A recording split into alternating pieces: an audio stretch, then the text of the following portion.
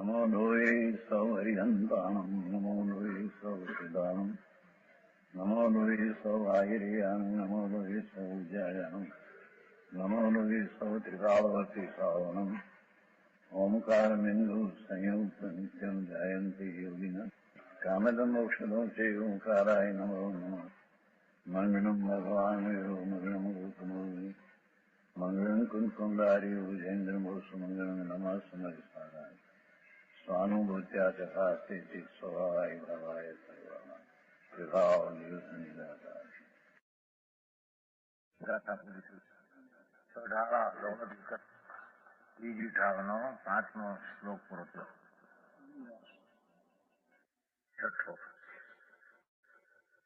નિકળ પરમાત્માનું લક્ષણ એટલે શરીર રહિત સિદ્ધ ભગવાનનું લક્ષણ અને પરમાત્માના ધ્યાનનો ઉપદેશ. જ્ઞાન શરીરી ત્રિવિધ કર્મ વર્જિત સિદ્ધ મહંતા તે નિકળ અમલ પરમાત્મ ભોગેશ્વરમયનંતા બહિરાત્મતા હે અજાનિત જી અંતરાત્મ ભુજે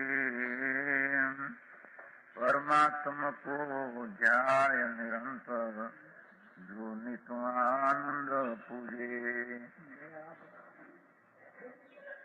શું અધિકાર ચાલે છે? વ્યવહાર સંકેતમાં 9 તત્વના જીવ તત્વની વ્યાખ્યા ચાલે છે. એટલું બધું યાદ છે ને? વ્યવહાર સંકેતમાં 7 તત્વ જે શ્રદ્ધા રૂપે ભેદ રૂપે 7 તત્વ છે એમાં જીવ તત્વની વ્યવહાર સંકેતમાં નિશ્ચય સંકેતવન એ રીતે 7ને જાણે માને આવા તત્વોને જાણે માને એને વ્યવહાર સંકેતનો વિષય કરવામાં. બહિરાત્મા અને અંતરાત્માની વાત આવી ગઈ. જીવની પર્યાયમાં જીવ તત્વની 3 પ્રકારની પર્યાય, એક બહિરાત્મા, એક અંતરાત્મા અને એક પરમાત્મા. એ નિશ્ચયથી આત્મા પોતાના શુદ્ધ સ્વભાવને અભેદ દ્રષ્ટિમાં નિશ્ચય સમ્યક દર્શનના કાળમાં એને વ્યવહાર સમ્યક દર્શનમાં જીવ તત્વની આવા 3 પ્રકારની પર્યાયો એના વ્યવહાર સંકેતના વિષયમાં શ્રદ્ધામાં હોય છે. સમજાણું કાંઈ? એમાં બહિરાત્માની વાત આવી ગઈ, અંતરાત્માની આવી ગઈ, પરમાત્માના એક ભાગની આવી ગઈ, શરીર સહિત અરિહંત ભગવાન એની વાત આવી ગઈ. બીજા પરમાત્માની વાત આવે કે જ્ઞાન શરીર એટલો ફેર પાડ્યો. ઓલામાં શરીર અરિહંત ને તો શરીર હોય ને, અને કેવો જ્ઞાની હોય, લોકાલોકને જાણે એવા અરિહંતને સમ્યક દ્રષ્ટિ વ્યવહાર સંકેતમાં બરાબર એને ઓળખીને જાણે. સશરીરી અરિહંતને અશરીરી સિદ્ધને એથી શબ્દ એ વાપર્યો, સિદ્ધો જ્ઞાન શરીર. સિદ્ધ ભગવાનને આ શરીર હોતું નથી, જ્ઞાન શરીર હોય છે. એકમ ચૈતન એ ત્રિવિધ એટલે જ્ઞાનાવરણાદી 8 કર્મ રહિત છે જ્ઞાન શરીરી, રાગાદી ભાવ કર્મ રહિત છે જ્ઞાન શરીરી સિદ્ધ ભગવાન, અને ઉદારિક શરીર વગેરે નો કર્મ એ 3 પ્રકારના કર્મ મોહ, કર્મ રૂપે મેલ, દોષ એનાથી રહિત છે. હા, કર્મ દોષ, કર્મ રૂપી મેલ એ સિદ્ધ ભગવાનને હોતા નથી. એકનું જ્ઞાન સ્વરૂપ કેવળ જ્ઞાન ઘન આખો આત્મા છે, એને આ શરીર હોતા નથી. તે કર્મનો મેલ પણ હોતો નથી. એટલે કર્મના મેલથી એટલે દોષથી રહિત અમલ છે, નિર્મળ છે, એટલે નિર્દોષ છે, મહંતા મહાન સિદ્ધ છે. અરિહંતથી પણ એ સિદ્ધ મહાન છે. 8 કર્મ નાશ થયા સિદ્ધ અરિહંત ને 4 નાશ. એ મહાન સિદ્ધ પરમેશ की નિકળ એટલે શરીર વિનાના પરમાત્મા છે. એને સમ્યક દ્રષ્ટિએ બરાબર જાણીને ઓળખવા જોઈએ. તે અનંત સર્વને ભોગવે છે. જો અહીં વાત જ લીધી, અનંત આનંદને ભોગવે છે. સિદ્ધ સિદ્ધ શું કરે છે કે અનંત એમ કે લોકાલોકને જાણે છે માટે એને સુખ છે એમ નહીં, એ તો પોતાના અનંત આનંદને જ અનુભવે છે. સમજાણું કાંઈ? અનંત એટલે અપરિમિત સુખને ભોગવે છે, આનંદને ભોગવે. સિદ્ધ પરમાત્મા એવડી આનંદને ભોગવે છે, પણ હજી એને થોડું બાકી, થોડો મેલ છે. ભાવકર્મ રાગદ્વેષ નહીં, પણ બીજા ભાવકર્મનો અંશ ઉદય ભાવનો જરી છે. એથી આને તદ્દન અનંત આનંદને અવ્યાબાદ સુખને સિદ્ધ પરમાત્મા ભોગવે છે. એને નિકલ પરમાત્મા, શરીર રહિત પરમાત્મા બરાબર સંકિત દ્રષ્ટિએ વ્યવહારમાં એને ઓળખીને માનવા. આ ત્રણમાં બહિરાત્મપણાને છોડવા યુગ જાણીને જો બહિરાત્મા એટલે શરીર ને રાગાદી મારા છે એવી બહિરાત્મ બુદ્ધિ, એવા બહિરાત્મ બુદ્ધિને બહિરાત્મા છે તેને જાણવા જોઈએ. જાણીને છોડવા એવું તેને તજીને એ જાણીને તજવા લાયક છે. પોતાને પણ એ બહિરાત્મા પણ છોડવા લાયક છે. તો સન્મત દ્રષ્ટિ છે એટલે. પણ જે બહિરાત્મા જીવ છે એને પણ શ્રદ્ધામાં એ બહિરાત્મા ઠીક નથી એમ છોડવા લાયક. સમજાણું કાંઈ? જે કોઈ પુણ્યના ધર્મ માનનારા, પાપથી સુખ માનનારા, શરીરની ક્રિયાથી આત્માને માનનારા, એ બધા બહિર આત્મા, આત્માનો સ્વભાવ નથી, એનાથી વિપરીત વિકાર અને અજીવ તત્વ એમાં પોતાપણું માનનારા એવા જીવોને શ્રદ્ધામાંથી છોડવા લાયક છે. એ બહિરાત્મા પણ છે, એ વ્યવહારે પણ આદરવા લાયક નથી. આત્મા દેહ આવી ગયું બધું. દેહ એટલે શરીર અને કાર્મન દેહ અંદરમાં એના વિકારી પરિણામ એ બધું એમાં આવી ગયું. સમજાણું કાંઈ?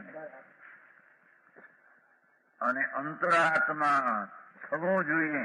જો બહિરાત્મા છોડીને અંતર આત્મા પુણ્ય પાપના રાગ વિજ્ઞાની ચીજ આત્માની છે, શરીર આદિ રહી છે, એવા આત્માની અંતરાત્મ દિશા પ્રગટ કરવી.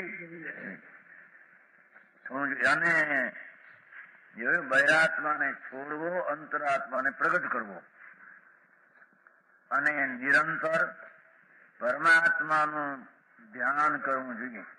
એ પરમાત્માનું ધ્યાન અરિહંત ને સિદ્ધ પરમાત્મા. સમજાણું કાંઈ?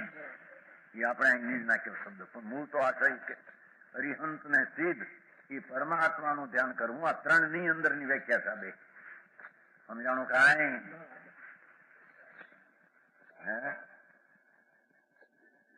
એ તો આપણે અહીંયા એને નીજ નાખ્યું છે. બાકી એનું કરનારનો આશય તો ત્રણ જીવની ત્રણ પ્રકારની પર્યાય, બહિરાત્મા, અંતરાત્મા, પરમાત્મા. એ બહિરાત્માની પર્યાય છોડી અંતરાત્મા થઈ પરમાત્માનું ધ્યાન કરવું જોઈએ. સમજાણું કાંઈ? એ અરિહંત ને સિદ્ધ બે પરમાત્મા તેને ધ્યાનમાં લઈને એકાગ્ર થવું, એટલે એનો અર્થ થયો કે સ્વરૂપ તરફની એકાગ્રતા કરવી એ અરિહંત ને પરમાત્માનું ધ્યાન કહેવાય. સમજાણું કાંઈ? જીવ એ પરમાત્માનું ધ્યાન કરવાથી નિત્ય અનંત આનંદ પ્રાપ્ત કરાય છે. એનું ધ્યાન કરવાથી દેખો કસાય પુણ્ય પાપના વિકલ્પ નહીં, બહિરાત્માને છોડી દીધું. અંતરાત્મા પોતે જ્ઞાનાનંદ થઈને પૂર્ણ પરમાત્માનું ધ્યાન કરવું એટલે સ્વભાવ સન્મુખની ઉગ્ર એકાગ્રતા કરવી. સમજાણું કાંઈ? પાપના વિકલ્પો શરીર આદિ મારા નથી એમ બહિરાત્મકપણું છોડી દઈ મારા માની લઉં. અંતરાત્મા કે શુદ્ધ જ્ઞાયક મૂર્તિ છે એનું ભાન કરી અને પરમાત્મા પૂર્ણ કેવળ જ્ઞાન પ્રાપ્ત કરવા માટે એનું આત્માનું ધ્યાન કરવું. એ પૂર્ણ સ્વરૂપની પ્રાપ્તિ માટે આત્માના શુદ્ધતામાં ઉગ્રપણે પુરુષાર્થ કરવો, સ્વભાવમાં પુરુષાર્થ ઉગ્રપણે કરવો, એ પરમાત્માનું ધ્યાન કહેવાય છે.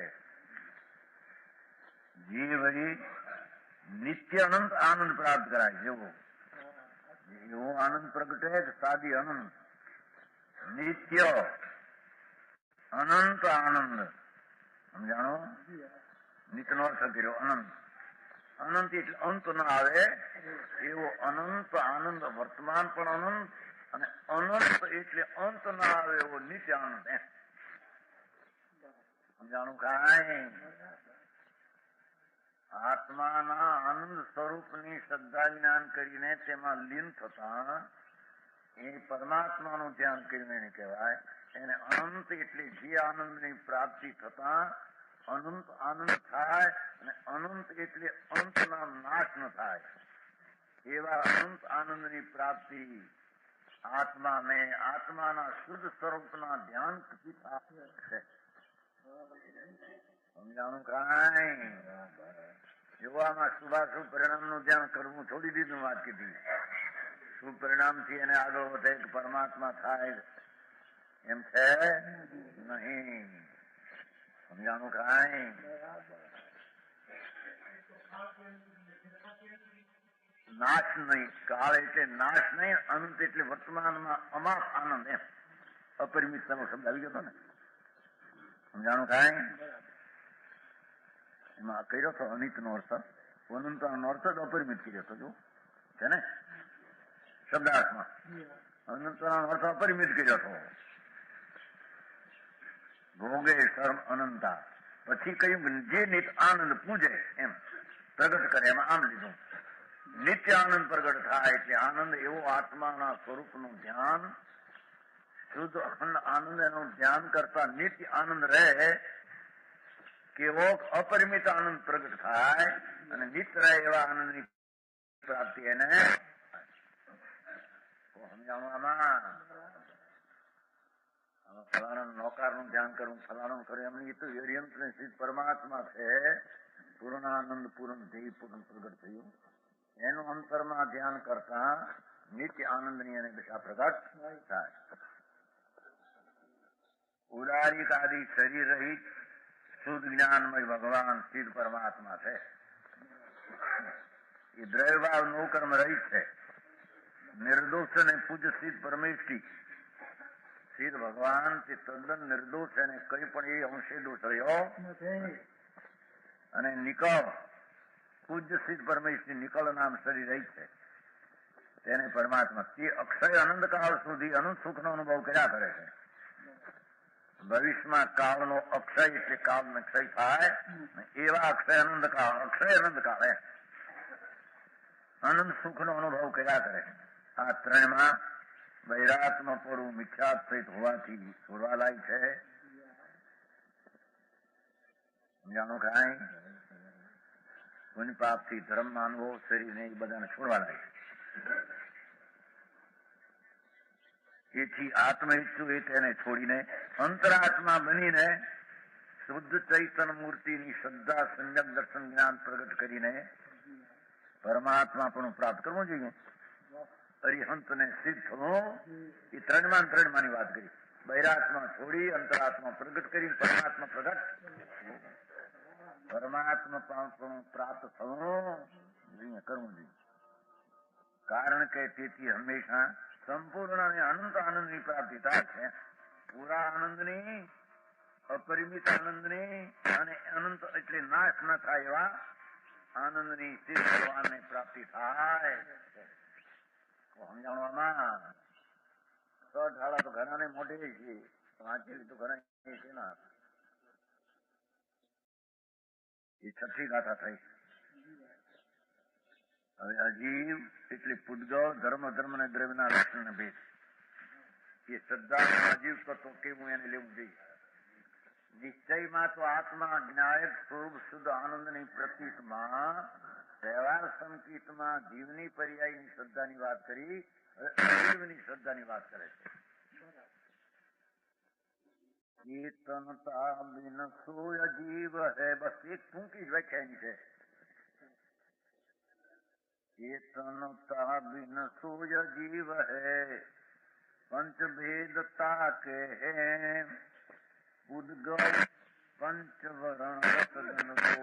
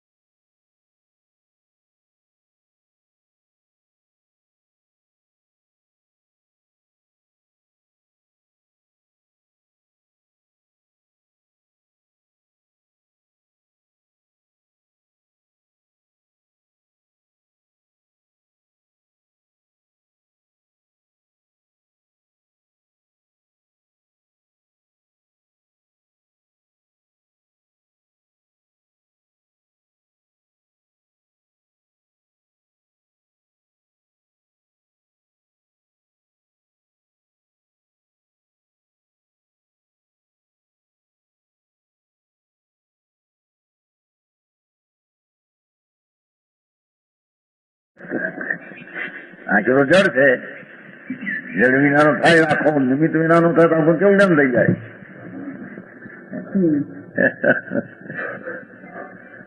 સમજાણું કાંઈ ચેતનના રહિત છે તે અજીવ છે, તે અજીવના પાંચ ભેદ છે. જાકે પાંચ, હવે પૂતગલની વ્યાખ્યા કરશો. જેમાં પાંચ વરણ છે, જો કહો એ પૂતગલમાં પાંચ વરણ છે, ત્યાં ચેતના નથી, ત્યાં છે શું હવે એમ કે છે. સમજાણો? આત્મા સિવાય પાંચ દ્રવ્યમાં ચેતના, જાણવું દેખવું ચેતના નથી, ત્યારે છે શું હવે નથી. ત્યારે કે પૂતગલમાં તો પાંચ વરણ છે, કાળો, રાતો, લીલો, પીળો આદિ વરણ. પાંચ રસ છે, ખાટો, મીઠો આદિ પૂતગલમાં છે, આત્મામાં નથી. બે ગંધ છે અને આઠ પૂતગલમાં, આઠ પરસ છે, આત્મામાં નથી. આત્મા ચેતના સહી છે, આ ચેતના રહી છે. તે પૂતગલ દ્રવ્ય જાણો, એ સમ્યક દ્રષ્ટિએ વ્યવહાર સંકેતમાં એને પૂતગલ દ્રવ્ય ચેતના વિનાની જીવ ચીજને પૂતગલ દ્રવ્ય વર્ણવાળી છે, પૂતગલ દ્રવ્ય જાણો. સમજાણું કાંઈ? જીવને અને પૂતગલને જુઓ. હવે ધર્માસ્તિની વાત કરે છે, પણ ખૂબી છે એની. ધર્મ પૂતગલને ચલન, એ ધર્માસ્તિ કાય જીવને પૂતગલ ચાલે છે, ચલન ચાલે છે એને સહાય છે. સમજાણું કાંઈ? એટલે પાઠમાં જ મૂકી દીધું એને, ચલન સહાય. સમજાણું કાંઈ? શું કીધું? ધર્માસ્તિ કાય દ્રવ્ય છે, 14 બ્રહ્માંડમાં અરૂપી. વ્યવહાર સંકેતમાં એને શ્રદ્ધા કરવી જોઈએ. એટલું કે એનું જ્ઞાન કરવું. એ ધર્માસ્તિ કેવું છે કે જીવ અને પૂતગલ પોતાની નવાઈ ચલન કરે. ચલન એટલે ગતિ કરે, એને તે સહાય એટલે નિમિત્ત હોય. સમજાણું કાંઈ? છે જ નહીં એમાં. પરાણી ગતિ કરાવે, તેથી તે શબ્દ એમ આપ્યું છે. જીવ અને પૂતગલ ને ચલન સહાય. ચાલવામાં એટલે જીવને પૂતગલ ગતિ પોતે કરે ત્યારે તેને સહાય એટલે બીજું દ્રવ્ય છે એને સહાય કીધું એટલે નિમિત્ત કહેવામાં આવે. સમજાણું કાંઈ? અને એ અમૂર્તિ છે. એ ધર્માસ્તિકાયમાં વર્ણગન ઓલામાં વર્ણગન સિદ્ધ કર્યા ને, ઉદ્ગળમાં 5 વર્ણ આદિ સિદ્ધ કર્યા, તો આમાં એ છે નહીં, અમૂર્તિ છે. તે ધર્મદ્રવ્ય છે, એને ધર્માસ્તિ દ્રવ્ય જાણવું જોઈએ.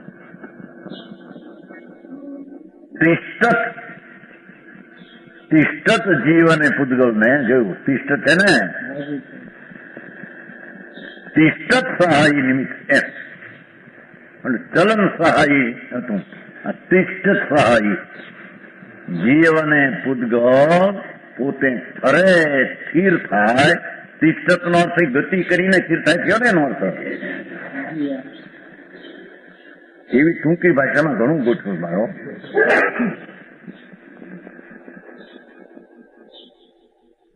જીવને પૂતગલ આમ ગતિ કરીને તિષ્ઠત ફરે. ધર્માસ્તિકા એનો દાખલો આપ્યો છે ને, માછલીને જેમ પાણી, માછલી ગતિ કરે તો પાણી એને નિમિત્ત કહેવાય, એમ જીવને પૂતગલ ગતિ કરે તો ધર્માસ્તિને નિમિત્ત કહેવાય. ચલન થાય એમ માછલી ચલે તો પાણી નિમિત્ત કહેવાય, એમ જીવને પૂતગલ ચાલે અને ધર્માસ્તિ નિમિત્ત કહેવાય. એ ધર્માસ્તિ આ પ્રમાણે નિમિત્ત છે એવો દાખલો ઈશોપદેશમાં બધો આપ્યો બન્યો કે ધર્માસ્તિ કાય વત, બધા જેટલા નિમિત્તો છે એ ધર્માસ્તિ કાય વત ચલન સહાય.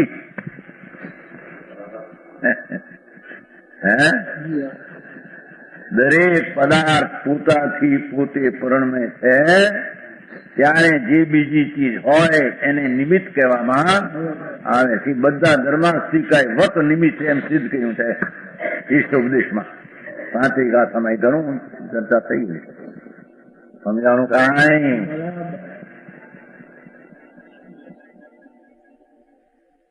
આત્મા પોતે સમજે ચલન થાય એમ સમજે ત્યારે ગુરુ નિમિત્ત કહેવાય છે. એનો ન્યાય મૂક્યો છે. સમજાણું કાંઈ? જરૂર પડવાની ક્યાં વાત આવી છે? જરૂર પડવાની વાત આવી કઈ ચલનનું નિમિત્ત, ચલન સહાય, તિષ્ઠ સહાય એમ છે. અહીંનું વજન છે નાનું છે.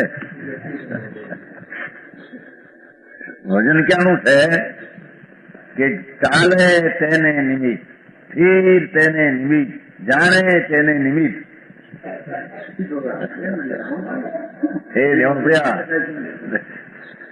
આ પંડિત રિયા કરે કે નહીં અર્થ પણ કરશે કે નહીં?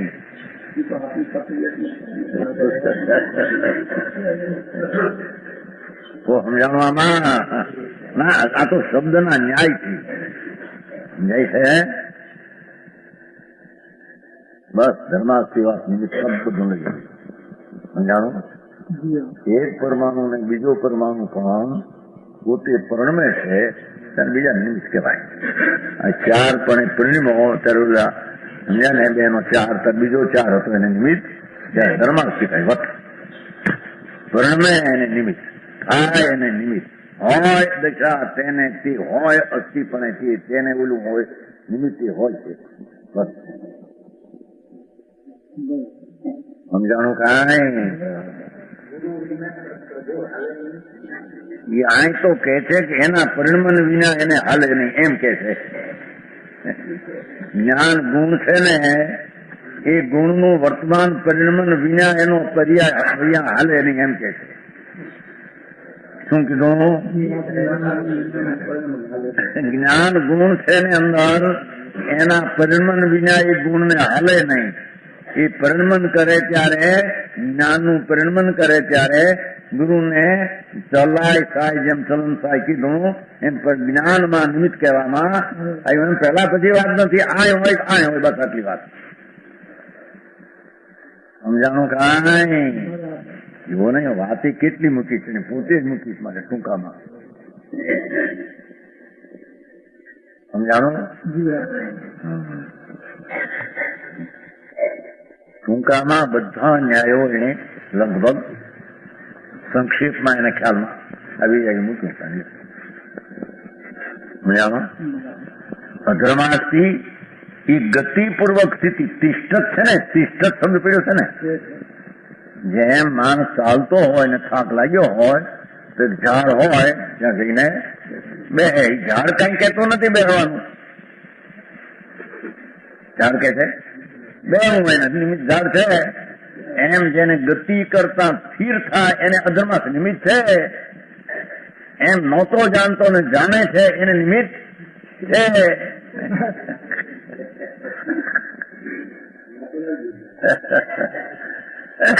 એ તો ઈષ્ટોપદેશમાં બહુ આવશે. સમજાણું કાંઈ ઈષ્ટોપદેશ કહેવાય એને, પ્રિય ઉપદેશ ને સત્ય ઉપદેશ એનું નામ છે.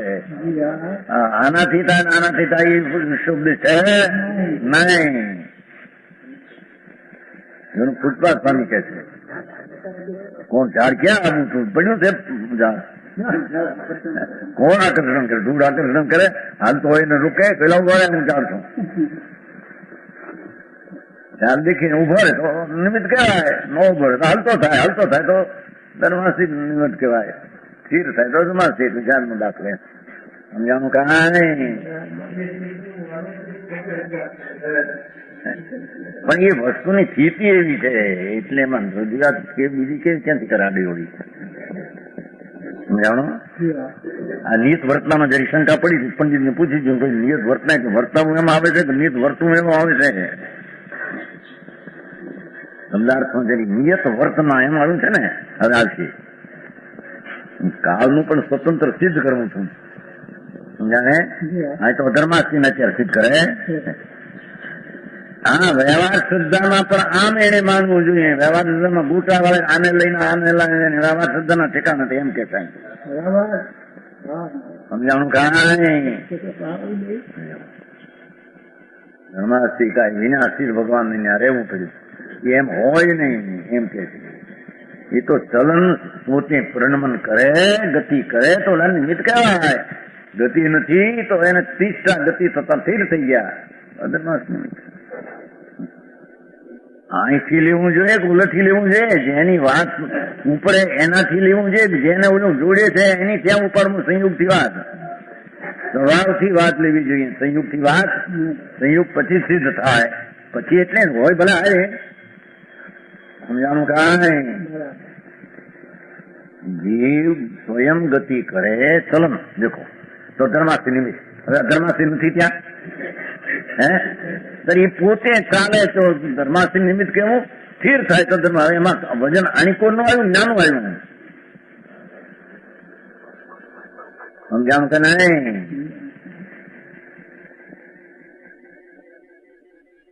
આત્માની નિશ્ચય સમ્યક દ્રષ્ટિમાં વ્યવહાર સમ્યક દર્શનમાં સદ્રવ્યની આવી અને શ્રદ્ધા જેવું છે એમ હોવું જોઈએ એમ કે છે. જેમ છે એથી આગું પાછું કરે તેને વ્યવહારનો ઠેકાણો નથી. સમજાય છે?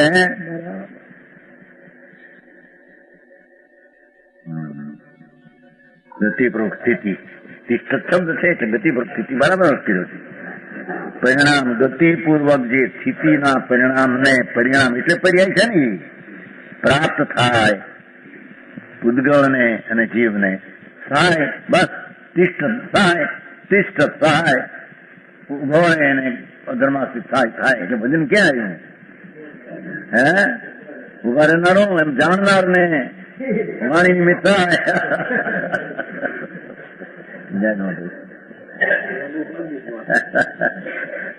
સમજાણું કાંઈ હે કોણ કીધો ખોટો? વસ્તુ વ્યવહાર નથી, નિમિત્ત નથી, નિમિત્ત વસ્તુ નથી. પણ નિમિત્ત ક્યારે કહેવાય? ક્યારે નિશ્ચય થાય તો એનો નિમિત્ત કહેવાય. એમ વાત ચાલે છે ને ત્યારે. અહીં તો ભાઈ ભગવાનનો કાંટો છે. સમજાય છે? એના વ્યવહારમાં પણ જે રીતે ભેદ રૂપે તત્વનું જે સ્વરૂપ છે એને એ રીતે એને માનવું જોઈએ. તે અધર્મ દ્રવ્ય છે. એ જિનેન્દ્ર ભગવાને આ અધર્મ દ્રવ્યને અને ધર્માદિ બધાને એમ જવું જિનેન્દ્ર ભગવાને આ ધર્મ દ્રવ્યને બિનમૂર્તિ અમૂર્તિ કહ્યું છે. સમજાણું કાંઈ એટલે ધર્મમાં આવ્યું તો ને અનમૂર્તિ અનરૂપી અને એમ કહ્યું જાણો जिनको धर्म द्रव्य अनुरूपी तीर्थ હોય ધર્મ જીન બિન મૂર્તિ અરૂપી બે કહ્યું. જેમાં ચેતન જ્ઞાન દર્શન ને જાણવા દેખવાની શક્તિ નથી હોતી. કોડામાં, જીભમાં, શરીરમાં, લાકડામાં, વાણીમાં જાણવાની દેખવાની શક્તિ નથી. તેને અજીવ કહે છે. બરાબર છે. જો હાલે છે કે નહીં ઘડિયાળ હાલે છે એ જીવ છે કે જીવ હાલે છે કે નહીં?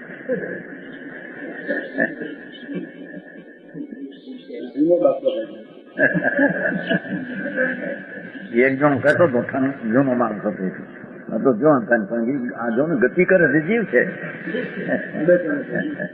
હાલે ચાલે જીવ. હાલે ચાલે જીવ કોને કહ્યું? ચેતન વાળો તે જીવ, જ્ઞાન દર્શન સ્વભાવ વાળો તે જીવ, જ્ઞાન દર્શન સ્વભાવ વિનાના તે હજી એ તો કહેતો હતો મિલમાં ઇન્જિન હતો એ જીવ છે એમ કહેતો. મિલમાં નોકર હતો એ એના બંને રીસેટ હતા અને એમાં હતો આ ઇન્જિન ચાલે છે જીવ છે.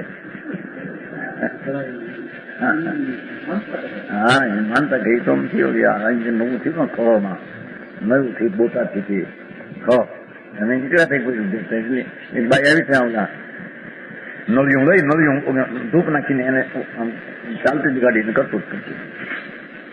નવી ગાડી હાલી ને બોટાદથી એને નીકળી ને પેલા ત્યાં એને એ વખતે બાર યાદ કરી નીકળ્યા હતા. બોટાદથી ખ આવતા છે એ વચ્ચે આવે છે ને ત્યાં એક બાઈ ધૂપ દેતી હતી એને. મૂંડ કોને કે આ ગતિ આટલા લાખો મણને હલવે કોઈ બેબી વિના હલવે લાખો મણના કેવા દબા હરડા આટવામાં હાલે નદી લો બધા નમૂના એક એક ભાઈ પેલા રેલ નીકળે છે ને બોટાથી ખોળની પાસે જ્યાં આગળ ત્યાં એ બાઈ આમ કરતી નળિયામાં નાખી નળિયામાં હોય નળિયું લાંબુ એમાં અગ્નિ નાખીને ધૂપ નાખીને મૂળ જે કઈ જુદા વસ્તાય છે ગામમાં એમને વસે હે શક્તિ શું પણ શક્તિ કઈ જ્ઞાન શક્તિ કે જળ શક્તિ?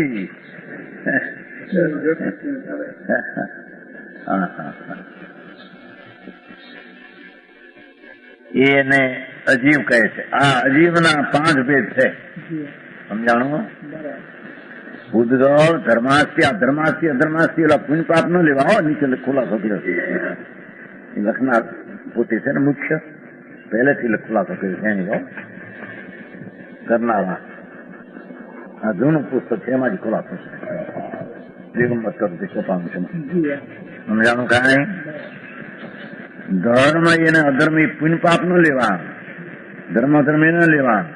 અહીં તો ધર્મ ધર્મ 2 દ્રવ્ય છે જગતમાં ભગવાને જોયેલા અરૂપી 14 બ્રહ્માંડ પ્રમાણે 14 રાજપ્રમાણે વ્યાપક. આકાશ ને કાળ જેમાં રૂપ રસગંધ અને સ્પર્શ હોય છે તેને પૂતગળ દ્રવ્ય કહે છે. જે સ્વયં ચાલે છે ચલન સહાયી એવા જીવને પૂતગલને ચાલવામાં સહાય એટલે નિમિત્ત કારણ છે. બસ સહાય શબ્દ ત્યાં નિમિત્ત છે. સહાયની વ્યાખ્યા ટૂંકી લીધી હોય તો ધર્માસ્યને સહાય કીધું છે એનો અર્થ થઈ ગયો નિમિત્ત છે. સમજાણું કાંઈ? બીજી ચીજ એક નિમિત્ત સાથે હોય છે અને સ્વયં ગતિપૂર્વક સ્થિર રહેલા શિષ્ટ છે ખરું ને? શિષ્ટ છે જે જીવને પૂતગલ ઉભા રહે છે એટલે ઉભા રહ્યા તેનો અર્થ થયો પેલા હાલતા એને પૂતગલને જીવને સ્થિર રહેવામાં જે નિમિત્ત કારણ એ અધર્મ દ્રવ્ય છે. જ્ઞાનેન્દ્ર ભગવાને આ ધર્મ અધર્મ દ્રવ્યને તથા હવે પછી કેમ આવશે તે આ બધાને એમ સમૂહ લઈ લીધું. આકાશ કાળ દ્રવ્યને અમૂર્તિક અને ઇન્દ્રિય અગોચર કયા છે. ઇન્દ્રિયથી જણાય એવા નથી, જ્ઞાન ગમ્ય છે, અતિન્દ્રિય જ્ઞાન ગમ્ય છે. એવા ચાર અરૂપી છે. ધર્માસ્થી અધર્માસ્થી આકાશ ને કાળ, એક પૂતગલ રૂપી છે, વરણ ગંધર્વ સ્વભાવ. એને ઓળખીને બરાબર સર્જવા પૂતગલને પૂતગલ તરીકે માનવું જોઈએ, પૂતગલની પર્યાય પૂતગલની પર્યાય તરીકે, અને પૂતગલના ગુણને પૂતગલના ગુણ તરીકે માનવા જોઈએ. સમજાણું કાંઈ?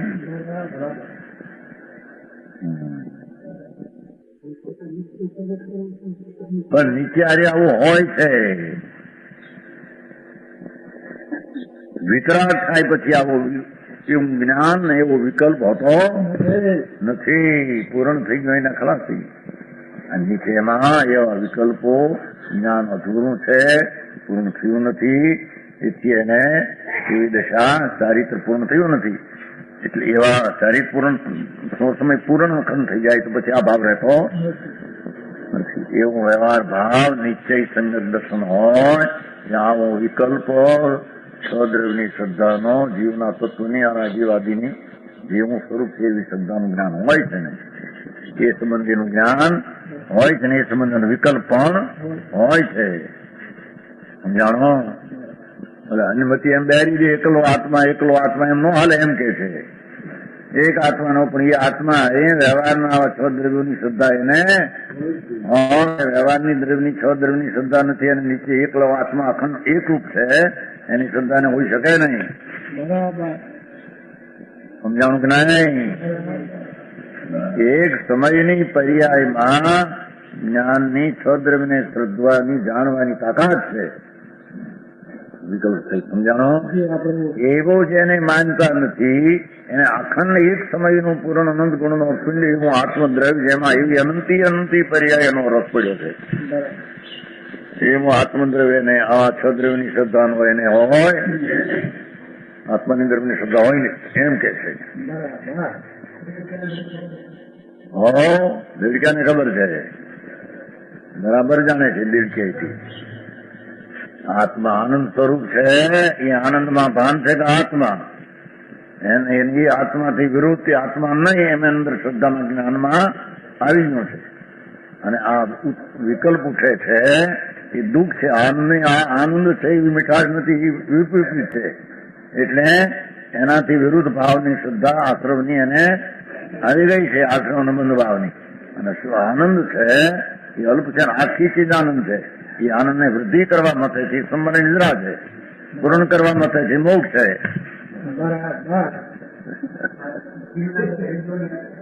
એ બધું ભેદ એમાં આવી ગયા. જ્ઞાન રહી તે પૂતગલ છે અથવા પાંદર એમાં આવી ગયું. એમાં કીધું ને ભેદ ક્યાં કીધા આમાં? નહીં, આમાં પણ એ ક્યાં આવ્યું છે? અહીં તો શું કહ્યું? ચેતન બિન શું અજીવ હે, આટલી વાત લીધી. એમણે પ્રયોજન ભૂતની જ વાત લીધી છે. સમજાય છે? આ ગુણીય અને આ ગુણ વાવ, આ ગુણ વાવ, બસ એટલી વાત. સમજાણું કાંઈ? એ પ્રયોજનભૂત છે. બાકી બધી વાતો ગમે એટલી હોય એની સાથે કઈ ઘડો કેમ થયો ફલવાનું નથી. માટી દ્રવ્ય છે અને વર્ણગંધર છે એના ગુણ છે, એ ગુણની પર્યાય ત્યાં ઘડો છે. સમજાણું કાંઈ? એ કઈ કુંભારની પર્યાય ઘડો છે એમ નથી.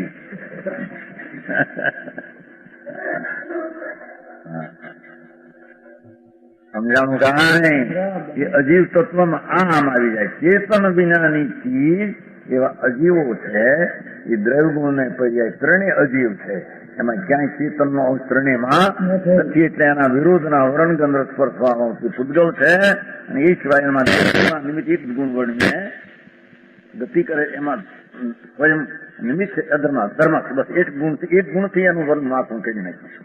એ ગુણનું ધરનારો ગુણ અને શિષ્ટ અધર્માથી કરે છે, નિમિત્ત છે અધર્મા, એટલો એક ગુણ તેનું વર્ણન કરી નાખ્યું. સમજાણું કાંઈ?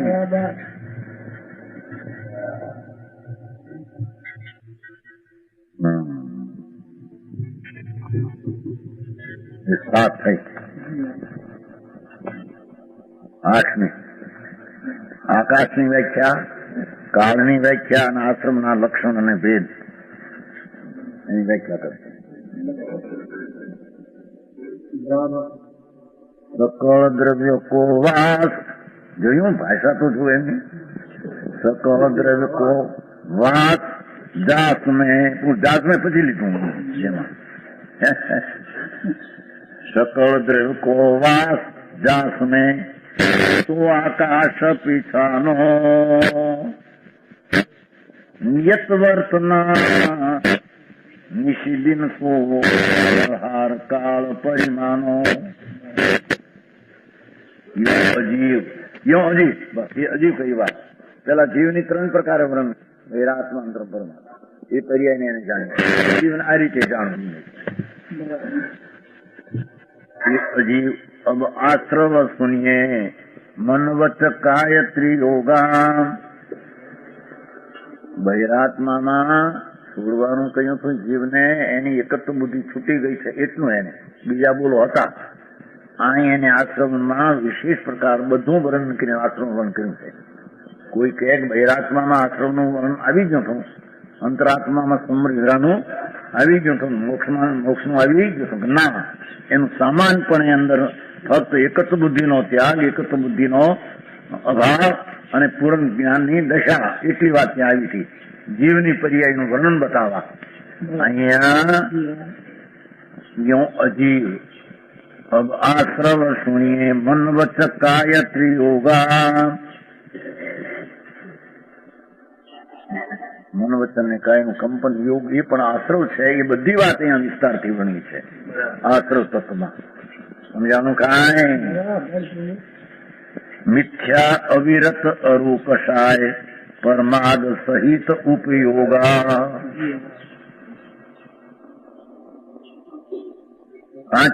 પાંચે લીધા. મિથ્યા અવિરત પરમાદ કશાને યોગ 5 છે ને, આશ્રવ 5 છે.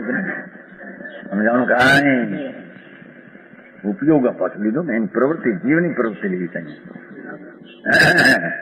છે. પરમાદ સહિત ઉપયોગા.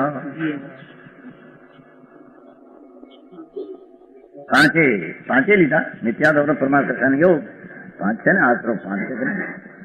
સમજાણું કાંઈ ઉપયોગ પાછું લીધો ને, એની પ્રવૃત્તિ, જીવની પ્રવૃત્તિ લીધી છે. એમ કઈ નહીં કે આશ્રમ કઈ કર્મને લઈ નથી, એમાં નીકળે છે એમાં. ના જુઓ ને, પ્રમાદ સહિત ઉપયોગ. જો એ જવું ત્યાં એક નિયમમાં કે કર્મ ત્યાંમાં ખેંચીને કાઢે છે.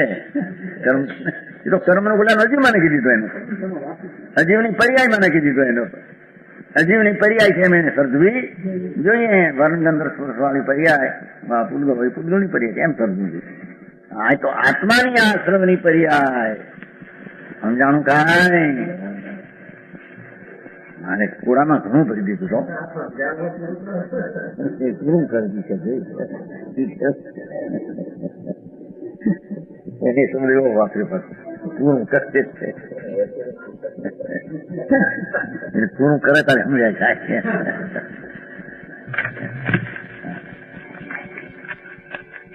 જેમાં જાસમે એટલે આકાશમાં. આકાશ અરૂપી પદાર્થ છે, ભગવાને જોયેલો લોકાલોક વ્યાપક. સકળ જેમાં સર્વે દ્રવ્યનો નિવાસ છે, પણ દ્રવ્ય એમાં રહ્યા છે નથી સિદ્ધ કર્યું તો. સમજાણું કાંઈ દ્રવ્ય એમાં રહ્યા છે એને ઓલું આકાશ નિમિત્ત છે. સમજાણું કાંઈ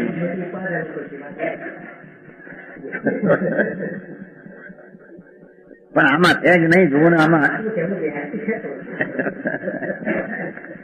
આ તો કોક બી ભાઈ પહેલો વંચાય છે એને હવે અત્યારે એને ખ્યાલમાં લેવું છે ને. આ તો સાદી બહુ ચીજો છે. કેટલી 1000 છપાઈ ગઈ નહીં? આ કેટલી છપાઈ? નવનીતભાઈ તો છે ને 14,000 છે હિન્દી, મરાઠી 17,000 આપણી ગુજરાતી. હા ગુજરાતી 1000 હતી. એક છે બીજી ગુજરાતી, આવી ગુજરાતી બીજા હા, બસ માટે એને ગરીબ છોકરાઓને બધાને ધ્યાન રાખવું પડશે કે નહીં? તો આ બધો અભ્યાસ શીખવાને છે કે નહીં? કોઈ અત્યારે કોઈ માસ્ટર બાસ્ટર છે નહીં, હીરાચંદ માસ્ટર અત્યારે થઈ ગયા બિચારા. હે, કોઈ શીખો નહીં, બધા રખડે થાય ને ઓલા છોકરાઓ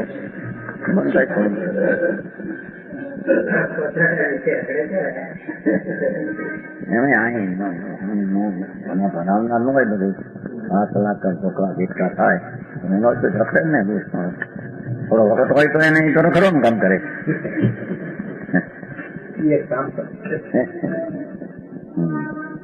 સમજાણું શું કીધું? આ તો એમની ગોઠવણીની રચનામાં કેવી શૈલી ટૂંકામાં ભરી દીધી છે. એને આવા સાદા હિન્દી શ્લોકો બધા હિન્દી એમાં આ ઘણી વાત મૂકી દીધી છે. કે છે એ આકાશ નામનો પદાર્થ છે કે જેમાં સદ્રવ્યનો વાસ છે. વાસ એ વાસ ઘરમાં જેમ વાસ હોય ને એમ આકાશમાં સદ્રવ્યનો વાસ છે. સમજાણો? એ આકાશ દ્રવ્ય જાણવું, એને જાણવું. આકાશ અરૂપી લોકા લોક વ્યાપક છે એમાં અહીંયા રહેલા જાણવું. સમજાણો? કાળ વર્તના નિયત, વર્તના નિયતિ કાળની માટે આપ્યું. વર્તના નિયત, વર્તવું છે જેને નિશ્ચય એવો કાળ દ્રવ્ય છે. વર્તવું એનો ગુણ છે એવો કાળ દ્રવ્ય છે. એટલે પછી એમાંથી વર્તે જે વર્તે તેને નિમિત્ત કહેવામાં આવે છે.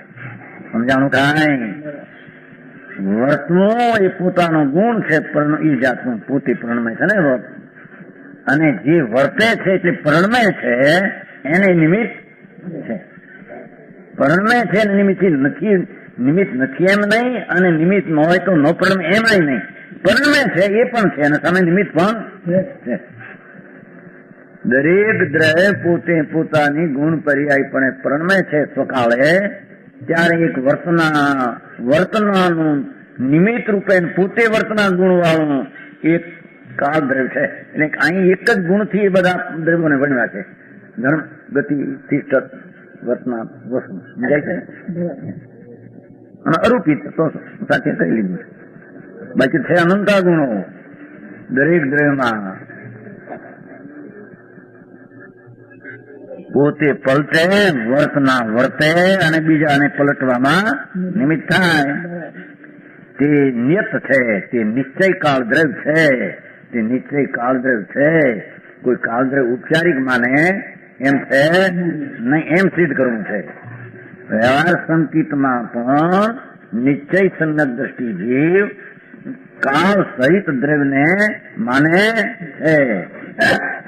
સમજાણો? એક સંપ્રદાય કાળ દ્રવ્યને માનતા નથી કે ના, એ ખોટી વાત છે. સમજાણું? કાંઈ વર્તનારો સ્વભાવ પુરુષાર્થ જીવને હોય કે ઉલટો પુરુષાર્થ હોય, એમાં એક બીજી ચીજ નિમિત્ત છે. સ્વકાળનું પરિણમન છે તો પરકાળ વસ્તુ એવી એક દ્રવ્ય છે, એ નિમિત્ત એને પર્યાય થાય. સમજાણું? કાંઈ ગૃહસ્થાશ્રમમાં રહ્યા દોલતરામ પંડિતે બનાવી, એને કેટલા ખોટું ખરાબ થાય છે. હા, હવે ભાઈ તો અત્યારે તો શું થાય, લોકોને બિચારાને અભ્યાસ મળે, શિક્ષાઓને નવરાશ મળે, નવરા વાળાને અભ્યાસ મળે. ઓલા નવરાશ ન મળે. હે, એટલે પછી કોઈ માથે ઘણી થોડી ન મળે. જે બે હલવે હાલ્યું હાલે. અહીં તો કે છે ભાઈ ભગવાનનો માર્ગ છે એ સ્વયં સિદ્ધ દરેક પદાર્થ સ્વતંત્ર સિદ્ધ કરીને નિમિત્ત શું છે એનું જ્ઞાન કરાવે. સમજાણું? કાંઈ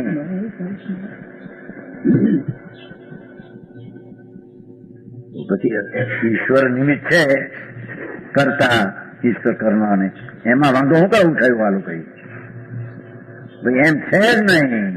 વસ્તુ જ પોતાથી દ્રવગુણ પર્યાય અકૃત્રિમ ચીજ પોતાથી જ છે. ખર્ચ બીજી ચીજ કરવું છે પોતાને લઈને, પણ એમાં એક નિમિત્ત એવી ચીજો છે બસ, એને લઈને છે, ઈશ્વરને લઈને જગત છે એમ નથી, એમ આ નિમિત્તને લઈને આ જીવો દ્રવ્યો છે એમ નથી. સમજાણું? કાંઈ વસ્તુ છે પોતાના દ્રવ્યગુણ પર્યાયથી દરેક છે એ ઉપાદાન, એમાં એક બીજી ચીજ છે. આવું વસ્તુનું સ્વરૂપ જ છે, એમાં કોઈ કર્યું છે અને બીજી રીતે કયું છે, નથી તેમ કયું છે એમ નથી. જાણ્યું ત્યારે કયું છે, એ તો અનાદિથી હાલ્યા આવે છે ને, જેમ જાણનારા કેનારા. કયું જાણ્યું, જાણ્યું ને કયું, જાણ્યું ને કે ક્યાંથી કયું જાય છે ને, એવું એને જાણ્યું છે. શું કે અનેકાંત કયું છે એવું એને જાણ્યું છે. નિયત એને મીઠા દ્રષ્ટિ થયા છે એમ આવી કેસમાં. અરે ભગવાન બલિયારી છે ને આત્માની છે મારો પણ. એમ કે ભગવાને જેવી દ્રવ્યની વ્યવસ્થા છે એવી કઈ છે, કઈ છે એવી જાણી છે એમ કીધું એને. એ છોડવાય પણ જેવી છે એવી જાણી છે, જાણી છે એવી કઈ છે એમ નહીં, એમાં વાંધો આવે. હા જાણી છે તો જાણી છે જે વખતે ત્રણ કાળ સમયમાં જે પ્રકાર છે જાણે છે ભગવાન. આ તો દ્રવ્યમાં નિયત અનિયત પર્યાય થાય એમ ભગવાને કઈ છે, એમ પછી ભગવાન એવું જાણ્યું છે એવું આવ્યું છે. આવ્યું છે ને? હા તો આવ્યું તો તમારે એમાં આવ્યું શું તમે હતા એમાં? હા હા હા સમજાણું? કાંઈ આ જો વિવાદ બંધ થઈ જાય આ રીતે એમ જે તો બધો વિવાદ સમાપ્ત થઈ જાય. એમ લખ્યું નહીં ચલો, એમ લખ્યું હા પણ અરે ભગવાન પણ બાપુ ક્યાંય કઈ ખ્યાલમાં કોઈ વાત ભાવમાં આમ છે એમ કોઈ આમ ભાષણ થવું જોઈએ કે નહીં? એમને માની લેવું કે આ તરફ કઈ ના કર્યું એમ ભાગ બેસી છે પણ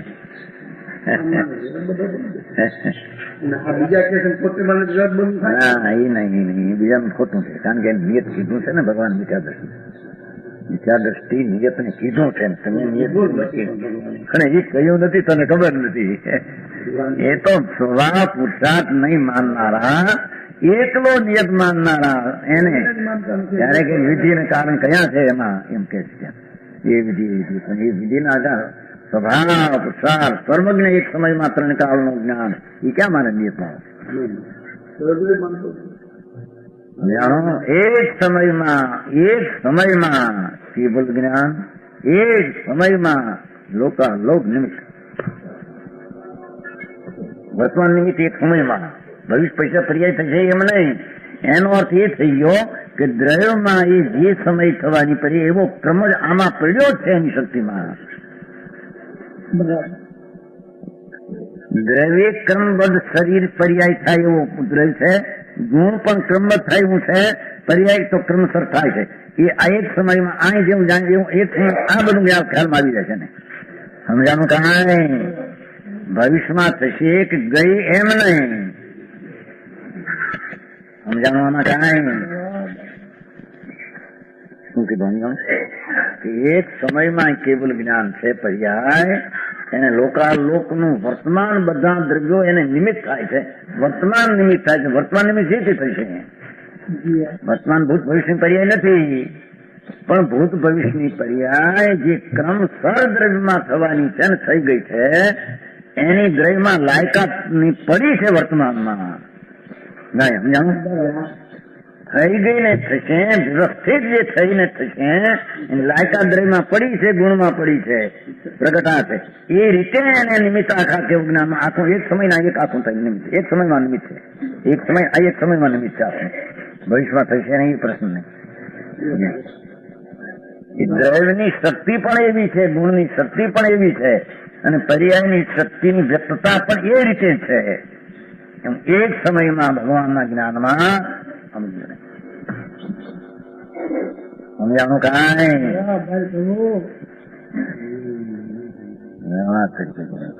એક સમયનું જ્ઞાન છે જ એવું જ્ઞાનને જાણે પૂર્ણ જાણ્યું. એમાં આ એક જાણ્યું તો નિમિત્ત તરીકેમાં નિમિત્તમાં એવી સ્થિતિ જ એવી એની છે, બીજી સ્થિતિ હોઈ શકે નહીં. પણ હવે શું થાય? એ કઈ કોઈ પરાણી બિહારી જેવું છે? હે? ન્યાયથી જ્ઞાનની સમ્યક યુક્તિ દ્વારા એ ખ્યાલમાં જો આવે તો આવી શકે, નહીતર તો એ કઈ વાત ઘર બે નહીં. સમજાણું? અને એ કાળદ્રવ્ય નિશ્ચય વર્તે છે પોતે, એ બીજું વર્તે છે સમય સમય એને આ એક નિમિત્ત છે. ખલાસ થઈ વર્તે છે અને નિમિત્ત છે. અને નિષ્દિન વગેરે વ્યવહાર કાળ છે. રાત્રિ દિવસ પર એ ભેગા કર્યા ને ઘણા સમયોને, એ વ્યવહાર કાળ છે. એ વ્યવહાર કાળ પરિમાણો એટલે જાણ. આ પ્રકારે અજીવ તત્વનું વર્ણન થયું. સમજાણો? હવે આશ્રવ તત્વ સાંભળો બધે ચેતાને સમજો. મન વચન ને કાયના આલમનથી આત્માના પ્રદેશો ચંચળ થવાળો ત્રિયુગા, એ 3 પ્રકારના યોગ. એ છેલ્લા ને પહેલું લીધું. અહીં તો પદ છે ખરું ને, પદની શૈલી ગોઠવી જોઈએ ને. અહીં તો યોગ છે, છેલ્લો છે. મિથ્યાક, અવરોધ, પ્રમાદ, કસાય ને યોગ, 5 આશ્રવ છે. એમાં યોગ ને પહેલો જ, કારણ કે શાસ્ત્રમાં પણ યોગ આશ્રવ એમ કહ્યું છે ને ભાઈ તત્વાર્થમાં, એટલે એને અહીં પહેલી વાત જ એમાં ગોઠવાઈ આવી. સમજાણો? યોગ આશ્રવ. પછી એના પેટામાં બધા નાખે.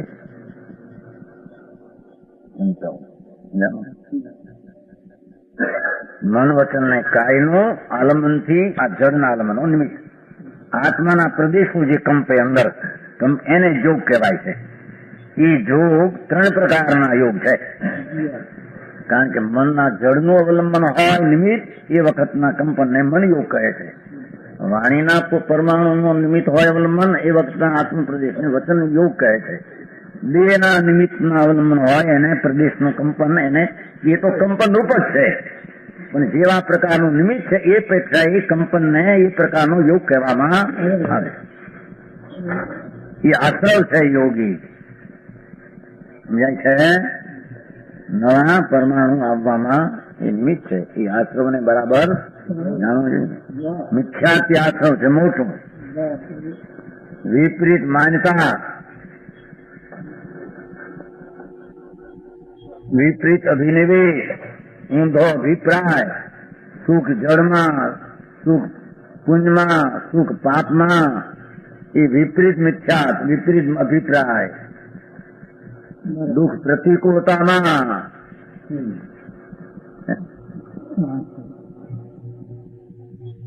સમજાનું કાંઈ? એ મિથ્યાત અભિપ્રાય છે. એ આશ્રવ છે. નવા બંધનના કારણો છે. એને બરાબર ઓળખવા. અવિરત અત્યાગ ભાવ, 3 કષાય આદિ હોય છે.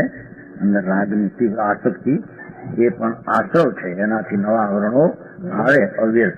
આમાં કર્મ ફર્મની વાત લીધી નથી. એ પોતાના પરિણામ ઉપયોગના એ જાતના છે, તેને આશ્રવ કહે. એનો પછી નિમિત્ત હોય એનું કારણ, એ તો જળની પરિણામ. સમજાણો? અને કષાય, ક્રોધ માન માયા લોભ, એ કષાય છે કે આશ્રવ છે. જીવના ઉપયોગ પ્રવૃત્તિ છે. જીવના ઉપયોગની પ્રવૃત્તિ છે. એટલે આત્માના પ્રદેશની જાતની પ્રવૃત્તિના આ પરિણામ બધાય છે. અને પ્રમાદ થવો, કષાય ગયા પછી પણ થોડો પ્રમાદ રહે છે, એ પણ આશ્રવ છે. એ આશ્રવ સહિત આત્માની પ્રવૃત્તિ, જો એના આત્માની પ્રવૃત્તિ એટલે ઉપયોગ અને પ્રવૃત્તિ ઉપયોગ જોડાયું, તે આશ્રવ તત્વ કહેવામાં. એમ આશ્રવ તત્વને જાણવું જોઈએ. કર્મને લઈને આશ્રવ એમ ન જાણવું જોઈએ. સ્વભાવથી આશ્રવ છે એમ નહીં. આ પ્રકારના આત્માના નિમિત્તના લક્ષમાં જોડાતા જે મિથ્યાત અવરત પ્રમાદ કષાય યોગના પરિણામ થાય તેને આશ્રવ કહે છે. જેમ ગણનાવા વળી પાણી આવે છે ને, આ આશ્રવ વળી નવા કર્મો આવે છે. એટલે આશ્રવ તત્વને જેમ છે તેમ ઓળખીને સ્વર્ગવું એ વ્યવહાર સંગીતના વિષયમાં આવે છે.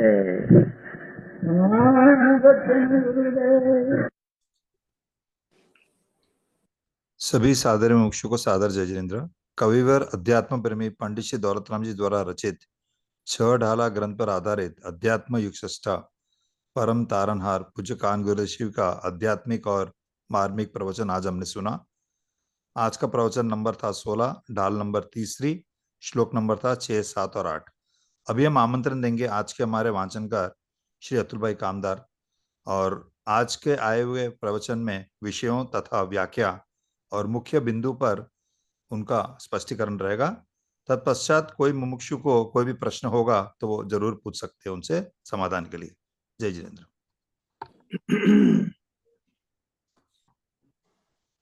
नमो लोये सौवत्रिकालवर्ती अरिहंताणम, नमो लोये सौवत्रिकालवर्ती सिद्धाणम, नमो लोये सौवत्रिकालवर्ती आयर्याणम, नमो लोये सौवत्रिकालवर्ती उच्चायणम, नमो लोये सौवत्रिकालवर्ती सावणम।